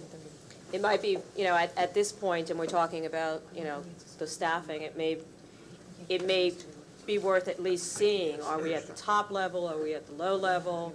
Can we realistically, without going over, a magic number that someone comes up with, if you're gonna be putting 50 kids in a classroom to cut 5 sections, I certainly wouldn't agree to that under any circumstances. So that's something we can look at. As far as Charlie's part of it, the elementary schools, again, I think there's some confusion, and I honestly believe that on the specials courses, it's an understanding of where and how these programs work, but I think if we're gonna cut there, you're gonna end up cutting the program itself, and that's a decision this board has to make. That's not a decision that Mr. Heffer or anyone else has to make. Carmen, let Fred jump in, please, a moment. Ralph. We have another problem that we need to think about in terms of cutting staff. If you want to make a serious impact on the budget, then you've got to talk about significant numbers of teachers. 3 mills, 20 teachers. If you let 20 teachers go, it's the equivalent to roughly about 3 mills. When you're looking at 27 mills, is that significant? You can't just arbitrarily, though, decide that you're going to cut 50 teachers or whatever number it happens to be. When we start to get into numbers beyond what the new numbers are here, we have to start worrying about furloughing people. The school code is very specific in terms of the reasons that you can furlough people. One reason that you cannot furlough people has to do with economics. Economics is not a reason that the school code allows you to furlough people. That's one of those mandates that we're talking about, yes. Well, it's school code. It's been there forever and ever. And we have a couple of people right now in one department that we don't need. They're temporary professional employees. We have to go to the Department of Ed to get approval to not renew their contracts for next year. If we're talking about large numbers that we're actually going to be furloughing, we can't say that we have reduced enrollments. We can't look at individual courses, i.e. a business ed department, and say there are a significant number of students less next year that are taking the courses than this year. All the arguments that we need to make in order to get approval from the Department of Ed to furlough people are absent. We're doing all of the opposite. We're growing. We have enlarged course enrollments in most of the areas. We're creating new programs so that if you want to get into significant cuts, we have some significant problems to deal with. Coming back, this thing started before it got afield with talking about one of the ways to address cuts is to say class size. Do we want to give the administration any direction regarding class size at any level? There's been a lot of discussion about it tonight. Do we want them to bring any data together? I think we should see as far as, I'm What not the sure about averages at the Charlie's high part, school. but as far as the secondary, Right. At what level for the secondary? how big these classes would be. Well, I can tell you for sure in 7-8 schools that if we reduce the number of teams, that the class size and the remaining teams will be over 30, probably between 30 and 35 at the middle schools. That's pretty much how it would exist in the 7-8 schools. And part of that is some of the teams have to run with all gifted sections Right. of no more than Right. about 18 or so. I don't think the middle school, I'm not sure that there's much there, but the high school, Dawn, I would want a 10 through 12. yeah. I would want those numbers Just 10 those. through 12, Just those. particularly if you can, derive those numbers specifically related to the 12th grade. Because 12th grade is going to be hit with large class sizes come, freshman year in college in September. So, I only have so much pity for larger class sizes, 10 through 12. I don't know if I could support 7 and 8.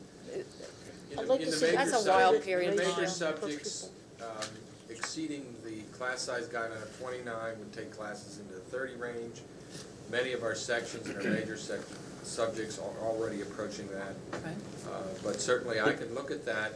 So to have an impact on a staff member in any of the major subject departments, Okay. I can approach it that way to give you an indication about what it would take to reduce a Right. staff member, and what kind of class sizes you'd be faced with. That's not going to solve the budget problem, though. If, for example, at the high school, you have 3 new Right, staff. three new- You know, let's say you look at class size and say, okay, we can do without 5 of those staff. Well, they're secondary certified people. They're not going to solve the problem of moving them down to the elementary and cutting into the impact of staff. Well, if you don't need 3 new people at the high school, you don't need 3 new people at the high school. That's I mean, about the that's total impact. By right. studying the high school, You know, that's the impact. And for 3 new less people at the high school, you're talking about a substantial amount between salaries and benefits. We're talking at least 1 mil. No, you're talking about 0.4. 0.4. Can I remind the board before it goes any further that any, if you would please, any discussion in regards to personnel cuts as it relates to negotiations be saved for executive session business, please? You know, I need to mention something else, too, that it seems to be an emotional issue at the wrong period of time. Class size comes up at this point in time because we're talking about budget, and unfortunately, it seems to do that too often. We have not taken class size casually in this school district. When we talk about our class size guidelines, we're talking about guidelines that have been developed over years and years. We've had numerous committees have worked on it different times, and it's research-based. So that when we sit and say that our class size guidelines are such and such, they're class size guidelines that have come about for very good reasons. I think that if you're talking about class size guidelines, the best time to talk about them is away from the emotion of saying we need to cut the budget, therefore you need to increase class size. If that's what you want your class size guidelines for, that's the board's option. But if you want some rationale attached to class size guidelines, then it probably doesn't appropriately present itself in this form, I don't think. I would say it was maybe 2 to 3 years ago, class size guidelines were looked at again by the board and increased in It was the last time we had a big budget. That was 90, 91. secondary Right. level. The range went from 25 to 28 up to 26 to 29. Right. But Major subjects. how close are we to achieving that, though? Sometimes you have guidelines, but that doesn't mean that that's what your ratio at the high school is. I mean, what is the teacher-student But- ratio actually turning out to be when you take in hard numbers, the number of professional teachers that are there versus the number of students? What's our ratio actually turning out to be? Well, you can't do it I ratio. know that you You can't. can't do ratio per ratio because you've got subjects. I mean, Special you know, ed, you have then, gifted and you've got gifted, you know, what we That can wouldn't tell do you at the anything. core, I still would we like can to say, see- you know, we have these many teachers, these many sections, and these many children in these sections. That we can do. But to say, you know, there's 600 teachers at the high school, which, you know, well, whatever, how many? Well, You reducing, know, and, That's what we're asking for. that's it, you know, 700, you know, whatever how many there are at the high school, you know, and say, oh, well, we have these many kids, so it's this, you know, that's totally different, because our program of studies is totally different. Carmen, can we allow for a moment, if you would? Can I, Dr. Bond? The elementary level, we talk about subtracting, we get to the high school. But we have, Don and I have prepared a tremendous amount of information and statistics relative to staffing at the high school. And I think many of the questions that you have will be answered when we make that presentation on Tuesday. I have statistics that say, for instance, you're talking about the core courses. One of the things we've been doing at the high school is encouraging students to take more academic classes. In English, for instance, we have 212 more students taking an English course next year than we had this year. Math, I think we have 223 additional math students. We only have 110 additional students. And that information has been put together, and we have more statistics than I think you would care to hear. And we have that for you, whenever the next meeting is. Well, that's related to the staffing picture. Right. The number of students that we have that are taking courses in social studies and math primarily exceed the number that of growth we're anticipating. Dr. So Okay. on Wednesday night, we're going to be talking to you about the courses under 20, the sections of courses that students have selected, and we're going to ask you, in some cases, to approve those courses, the ones that Dr. Elko mentioned earlier. And in other cases, we're indicating courses that we've made decisions to drop for the coming year because of low enrollment. So you'll hear that picture as it relates to some of those specialty courses on Wednesday night. The figures that Dr. Bond's talking about relate to the total staffing picture in those major subject areas. His point's very correct that we're looking at an increased enrollment of about 100 students in the high school, but because of encouragement, we have students choosing more courses within certain departments, in particular those where you see increases. I also think it's important to note that one of the reasons we haven't asked for more teachers, and this will come out in statistics as well, is that we have significantly more teachers teaching 6 assignments than we did last year. At least, I don't know what the exact percentage is more, but there are significantly more teachers teaching 6 periods the way we have it planned now than we've ever had. That's super. But I think It's that almost 3 times. Well, that's the number good. From last year. That's good. But That's I healthy. guess, Mr. Rector, the point that I'm trying to make is that many of the questions that you're asking relative to high school will be answered in the presentation that we make next week. Why don't we save those questions then for Dr. Bond and Okay, Don's do presentation? we have any assignments then between now and then for the administration on class size? Do I hear? We gotta look someplace.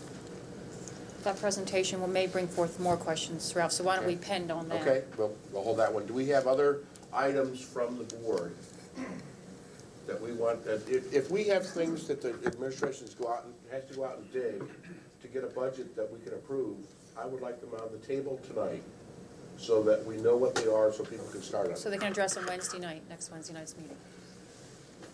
The only question that I really have that I believe is a difficult one to dig for because it's scattered all across the entire budget is that I believe that this year that the budget is a difficult one because of many things. The economic climate, we talked about that. There's 12 mills there just to make up for revenue that we had last year that we no longer have. We have budget increases because of programs that we've approved. We have 2 new schools that are opening that we have to staff and operate. We have new programs, again, that were also approved.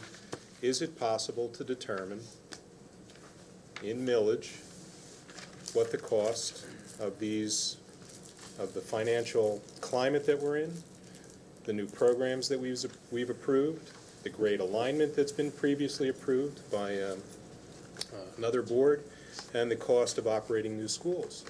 I would suggest that if we could find out what that millage is, we'd find out that a significant part of the 27 mills is actually related to is our own actions and the financial climate, which we have no control over. What else do we need to cut if it is 20 mills? The only other thing in there that you didn't mention was cost of living salary increases for 1,300 employees, and that represents about 7 mills in the budget. Once again, all of those things is my belief that we are just victims of financial times and decisions by other boards, plus whatever new costs come up because of cost of living. And if we could find out what that is, if we understand what that is, it's a justifiable position to take that this is the best budget we can do at this point in time, unless we want to cut programs, add significantly numbers of kids to our class size, cut programs. And that's our decision, not the And that is our administration. decision, that is right. That's what I We've got to lay said out before. what those things are we want them to look at. We ought to do that tonight if they're going to start looking. I'd like to get to the audience of citizens, if I may. Okay, but are we done at the board, like or do Vicky's they done. want to have more? What's the staff travel in this budget? Same as last year, same as the previous year, and cut by at least 50% from the previous year. I think it was up as high as $80,000, and it's about It's 40. 40,000. It was And 40, it's like been 40,000. and it's continuing at that level, even though we've increased staff in the district over the last 2 years. In staff development, I understand there's 2 of those in services that are basically required for new inductees. Is that right? 2 of them of that list? In technology, I believe, or you have 2, Fred, that for the new teachers coming in? We have an That are entire induction program, and we would be happy to give you the. Those that are, Well, we'll give you the whole induction program report that we submit to Harrisburg that essentially outlines the whole program. It's much more extensive than than 1 or 2 in-service courses. I know there's support for those more, new I'm people. just saying, what are required that we're basically required to provide to new teachers? I like those marked versus those that are at the discretion of the district for offering.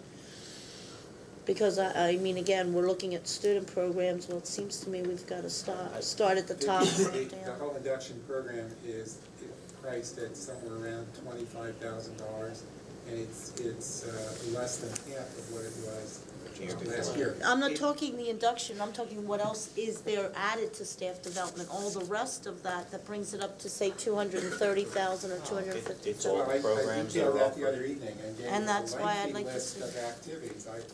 I'd be happy to respond to whatever questions you have, if I know what they are. I would just say to that, just as a level of concern, if you take the salary of a newly hired teacher in this system and anticipate a 30-year career longevity, and you do a lifetime earnings on that, you're making a multi-million-dollar investment in the heart blood of this organization, which is the classroom teachers. I'm not talking the new ones, Alan, so please don't confuse it. I'm Everyone think not I'm talking the talking new ones, I'm talking about the not ones that have talking been new ones teaching. either, but I'm Okay. looking at an entire career of a teacher, and the fact that you want training to be provided and ongoing development because you're making an incredible investment in salary for these people.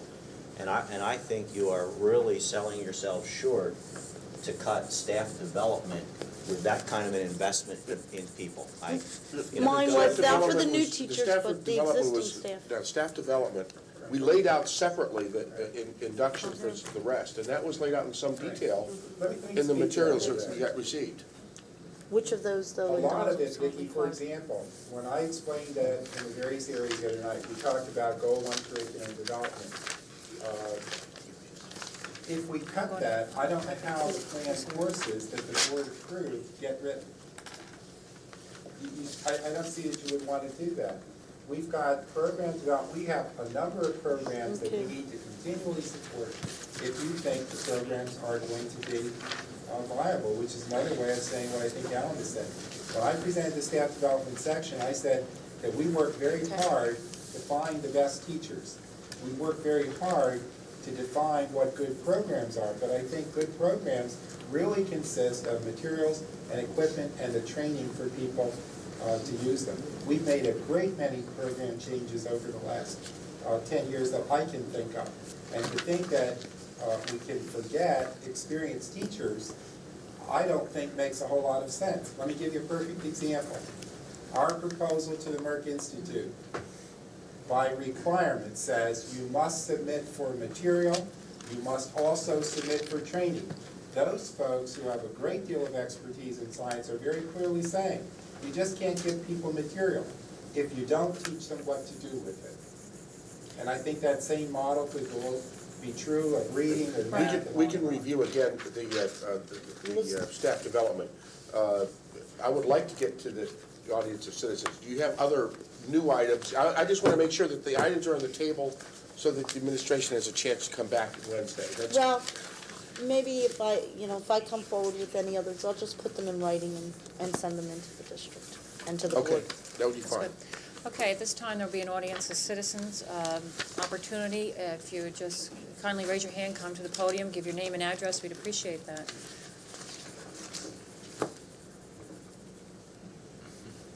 Okay. Mrs. Handerhan.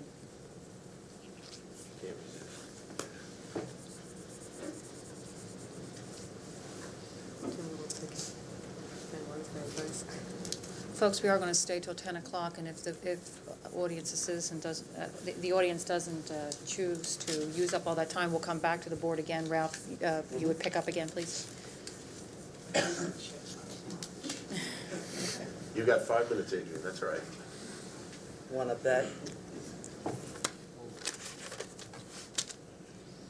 I wanted to, first of all, say as far as the computers are concerned, of which I know nothing. I don't even own a microwave, so that'll tell you how intelligent I am about computers. I looked that over and I thought that was a lot of money. I was going to ask a question about them.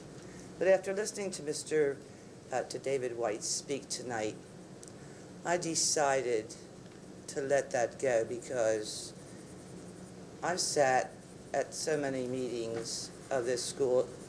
I guess it goes back to shortly after Scarlett took over Tara, but I have heard people delay things and things that should have been done academically speaking in this district. I'm speaking academically.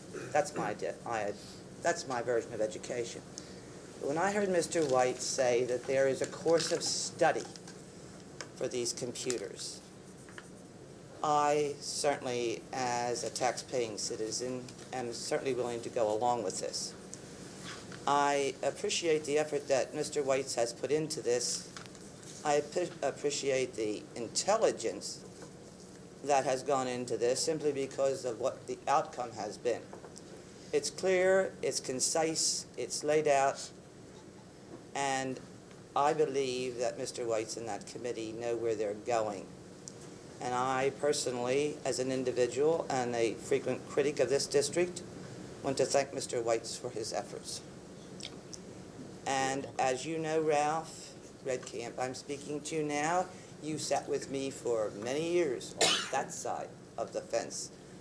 And my concern was then, and was up until I heard Mr. White's presentation tonight, it's not the computers, it's what you're going to do with them. And that's where you and I parted company. I was opposed to buying computers in this district because there was no course of study. I'm still concerned, and I'm not going to get into it tonight. I have a few other questions. If there is a positive course of study laid out that each teacher must abide by in each of the elementary schools. It's not a question like, hey, let's do this. I would hope that there is similar to English or math. We're supposed to learn the pluses here, the minuses there, and so forth. That somebody's not mixing up baking soda and water in one school, and somebody else doesn't even know what baking soda is. So along this line, I would hope that there will be, if there is not a structured course across that elementary system. Charlie and I disagree on uniformity. I happen to believe in it. But in this case, well, that is one big sock of dough. We do have the help of Merck Sharp and Dome, or Merck, or whatever it is. Can't keep up with it. And I do appreciate that. And I wanted to take this opportunity, as I just did, to thank Mr. White.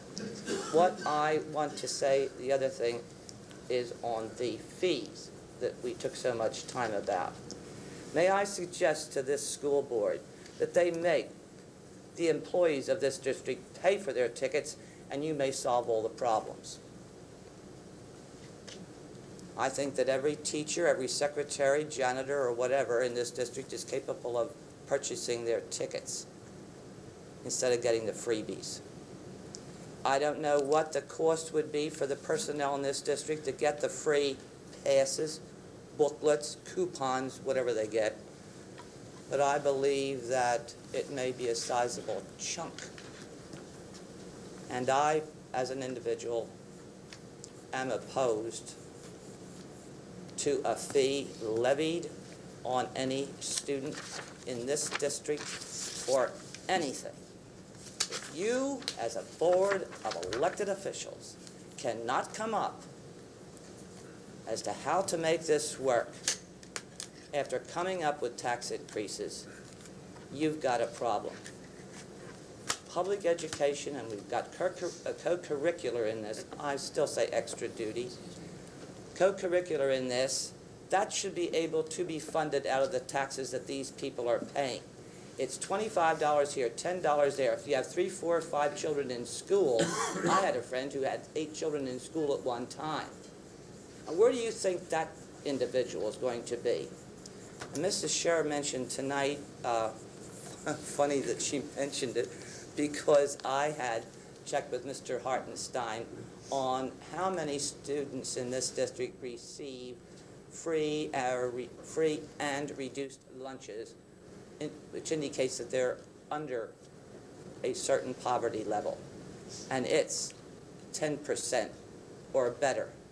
Mr. Hartenstein informed me, and I have friends who fall into this same category, who are at that level.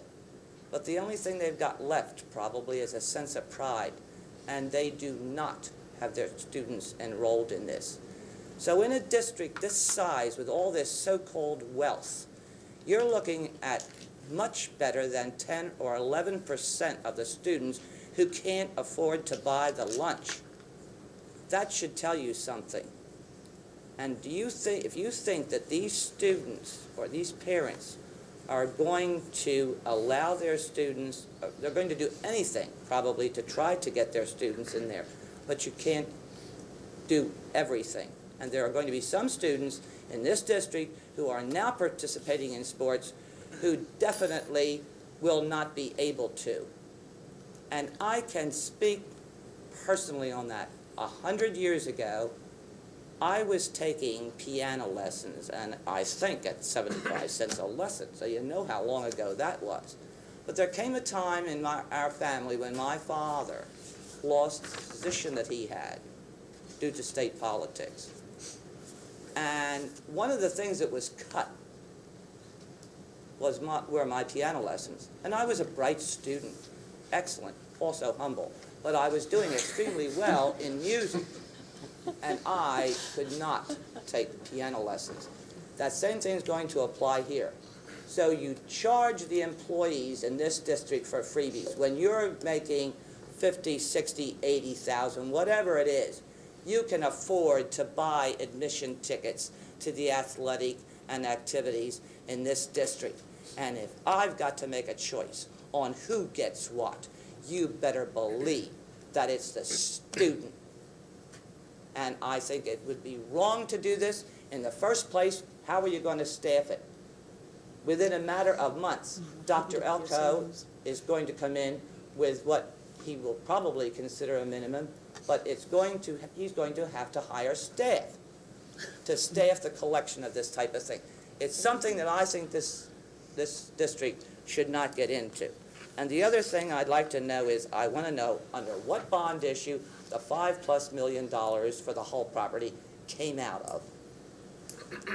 Mrs. Henry, and it came out of the 1990 bond issue.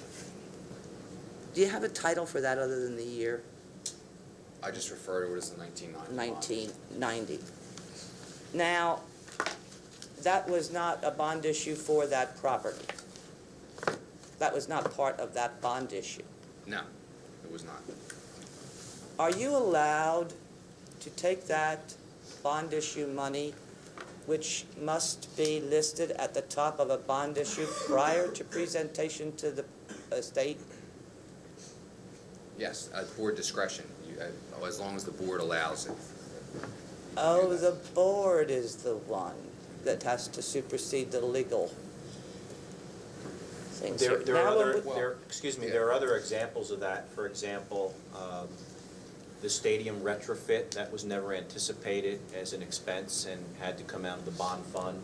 We had a cable burnout at the high school under the stadium for several $1,000s because of a lightning strike that had to be redone. We've had a transformer failure at the high school that had to be redone. So there are unanticipated expenses that come out of a bond fund like that as well. And in actuality, Mr. Henry, and that's just really a loan. That money will be returned. And the money that the bond issue was originally written to do, those projects will be done. all right, a loan is one thing, but when you file for a bond issue to get approval for that bond issue, there must be listed at the beginning of that bond issue the reasons for it, Right, the that's projects, whatever. I'm not speaking about a capital outlay bond issue now. I'm speaking about the bridle path, for the bridle path, for the other one. Walton, yes, excuse me, Chairman. That must be listed. And Mr. Potash is not here tonight, but as of 6-8 months ago, upon a question, not to Mr. Potash, by the way, I don't want to include him here, you cannot, under law, spend the money from those bond issues except for those specific things that were mentioned in order to secure it. That's not entirely true. I mean, Dennis, yes. one moment, please. Adrian, these are very good questions, and I think they are worthy of getting an opinion from an attorney, and the attorney deliver that Oh, all answer. right, all right. When will Mr. Potash be with us again? Will that be at the? At the regularly scheduled action meeting on the 19th. Dr. Elko, if you would you see that he is prepared to address Certainly. Mrs. I Hanahan's think question on that evening? And then I only have one other short question, and that is, what is the approximate date that the administration feels they will go out on a bond issue for the not the country day school, the new high school? Dennis, do you know that? I think sometime in early 1995 is what we've discussed. In early 1995. This is 94. Correct. I think it's time that, I'm not too sure about the year. Thank you very much for your time. I think I'll ask the questions later. My mind's getting fuzzy. Adrian, thank you. Are there any other citizens to be heard? Sir? Glenn?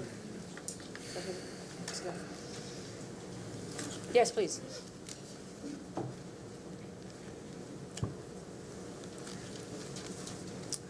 I know I missed most of the meeting tonight, and I once again apologize. I wish I could get here earlier, but fortunately schedules don't permit. And since I took a fast glance at I guess, what was discussed tonight, I just would like to start off, and maybe it's inappropriate to even go through some of the things that I'm doing tonight, but was the budget review and discussion not really what took place tonight? No, what we had this evening, Glenn, was an opportunity for the board to, at the other hearings, the board had put forth questions to the administration. They have come back with some of those answers to those questions. They were discussed at a certain, well, up till about 9:45, they were discussed. New questions have been formulated out of the discussion, and they will be coming back again Wednesday to answer those questions. Okay, I apologize for that. General conversations about this budget has been ensued. And so it would be appropriate to ask additional questions to where? Anytime. Certainly. Okay, fair enough. I guess one of the things that, and I haven't had an awful lot of time to study the various material on I guess it was Tuesday night, I had asked for a copy of what was handed out the previous meeting, just so I could have a better feel for what's been going on. Again, I will fully admit I haven't been totally in tune other than what I've been reading in the newspapers and what I've gathered over the past week. But I do have a few questions. One of the questions has to do with, I guess, the number of new teachers that are going to be hired. I just did some quick math. I agree, doing quick math doesn't always tell the full story, but maybe you can share with me why it seems as if a net 28 new teachers need to be hired. It looks like the district as a whole is going to have roughly 440 new students, or at least that's the estimate. And quick math tells you that that's roughly 15.7 students per teacher. Glenn, that was asked tonight. If we could, Okay. Charlie, if you could give a real quick answer to that in a synopsis.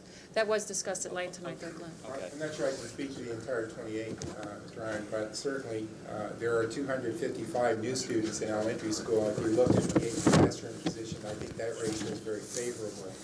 I answered earlier and said that there are art and music, phys ed teachers, that sort of thing, because primarily the transfer of 900 youngsters from the middle school in grade 6 into elementary school. The 2 library positions are there because of the 2 new schools. There are 5 reading positions, and that relates to 2 factors, the 2 new schools, 3 factors really, the 900 6th graders that need to be served, and then a reduction in some federal funding. A reduction, I'm sorry, I maybe missed that last Well, point. we receive federal funding for Chapter 1 reading services, and that grant has declined about 15% for each of the last 3 years, and so we need to assume that responsibility. The alternative to that would be that youngsters will not receive services. Maybe I'm still missing something here. I mean, the fact that you need a new body has something to do with federal funding? Is that what I'm saying who's paying for them is what it has to do with. Okay, so the body might have been here. Yes. So within the 28 might have been bodies that are here that were previously paid by the federal government. There is some of that in that funding or whatever. Glenn, may I interrupt you? Would you be willing to hold this conversation specifically to that, since we spent a lot of time on this tonight privately with Charlie? Unfortunately, we do have good videotaping of these meetings, and this can all be seen then. Okay, But for well, reasons I'll of try trying to to catch expedite a bit more, I know that the audience has been cut a bit short. Okay. Go ahead. As far as, I want to point out a couple things that I guess I thought were a little bit disturbing, and you're probably going to be shocked here, that it looks like we're not spending enough money on. In the special funding, now I noticed reading in the elementary schools is actually down 11%, and secondary textbook is down roughly 33% year over year. Now maybe there's good reason for that, but on the surface, again, that appears as if we're not spending our dollars where we should be. I mean, obviously, where you want to spend your dollars is in the classroom.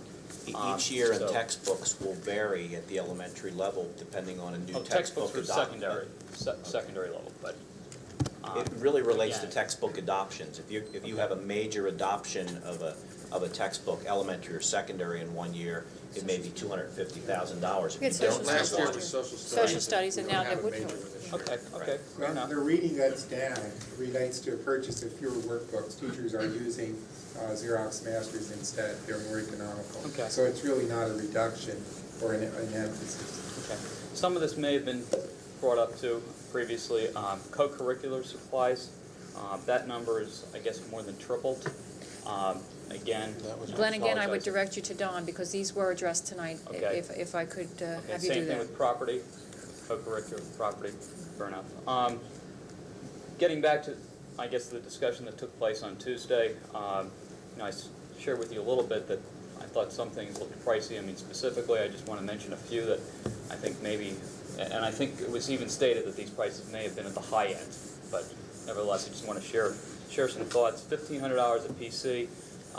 Based upon the specs that you're looking for, I don't know all the specs you're looking for. I think it was just basically said 486 machines. 486 machines come in all kinds of configurations, but $1,500 for a 486 33 machine, which is a fairly high-speed machine, would be rather pricey, depending upon, again, how many meg hard drive and RAM, et cetera, that you want. But We also discussed that this evening. okay. Well, I apologize if I'm repeating an awful lot here. Laser printers at $1,000 a printer, same sort of comment. I'd like to take that one a step further. I mean, do you really need laser printers? Will the inkjet printers that are out on the market today, which are similar quality, print quality, possibly suffice at maybe a third of the cost? You can pick up a really good inkjet printer today for just about $300 or slightly under $300. Just, again, some things to think about, not necessarily saying that that's the answer, but again, when you're staring at a rather significant budget increase, I think every little bit helps if you can bring that budget down. Glenn, I have to call you on the 5 minutes if I may. There was a young lady right here that had her hand raised at the same time that you did. I do want to have her speak before we close for the evening, and we are coming back on Wednesday to resume the hearings on this. It's not a done deal if that's what you're afraid of. 2 minutes? No more? I shouldn't. All right. I shouldn't, in all due fairness to the others. If you'd come back Wednesday, I'd appreciate it. Okay. Fair enough. And certainly, any of those questions in writing, call during the day. These people work for us, so please. I don't know if you got the message. I did ask if you could possibly call me, but I will do that. I will do that. Or for that matter, any of the board members or the administrators. I guess the one point that I think I'd like to end with is that, and I know that many of you have heard this before, but I guess to some degree, I've stated before that the entire impact of everything that we're doing should be shared with the public. Maybe over the course of the past year, many of it has. Again, I'm not sure in an overall view it has, but when we're staring at another rather significant increase not only this year, but I suspect that with the new high school coming on board in 1996, we're probably going to continue to see rather significant increases in our taxes. And considering we've seen rather substantial increases in the past, I'm not sure how many additional years the tax base can put up with that. And obviously there are other districts, Souderton I think you just quoted in the reporter in today's edition, where their board is at least attempting to keep the costs down to the same level as the cost of living increases. Glenn, thank you. So, okay. Thank you. Ma'am?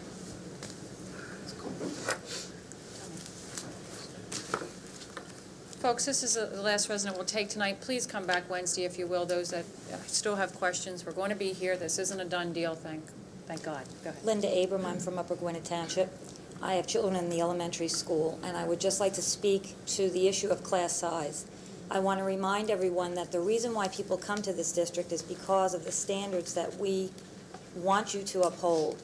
And I think when we look at cutting programs and enlarging our classes, you're touching the children that you're supposed to be supporting here. So I caution you on that very strongly. And if there were other parents here, I'm sure they would speak on my behalf as well. Thank you. Thank you, Mrs. Abram. Movement to adjourn? We're done. Okay, that's it.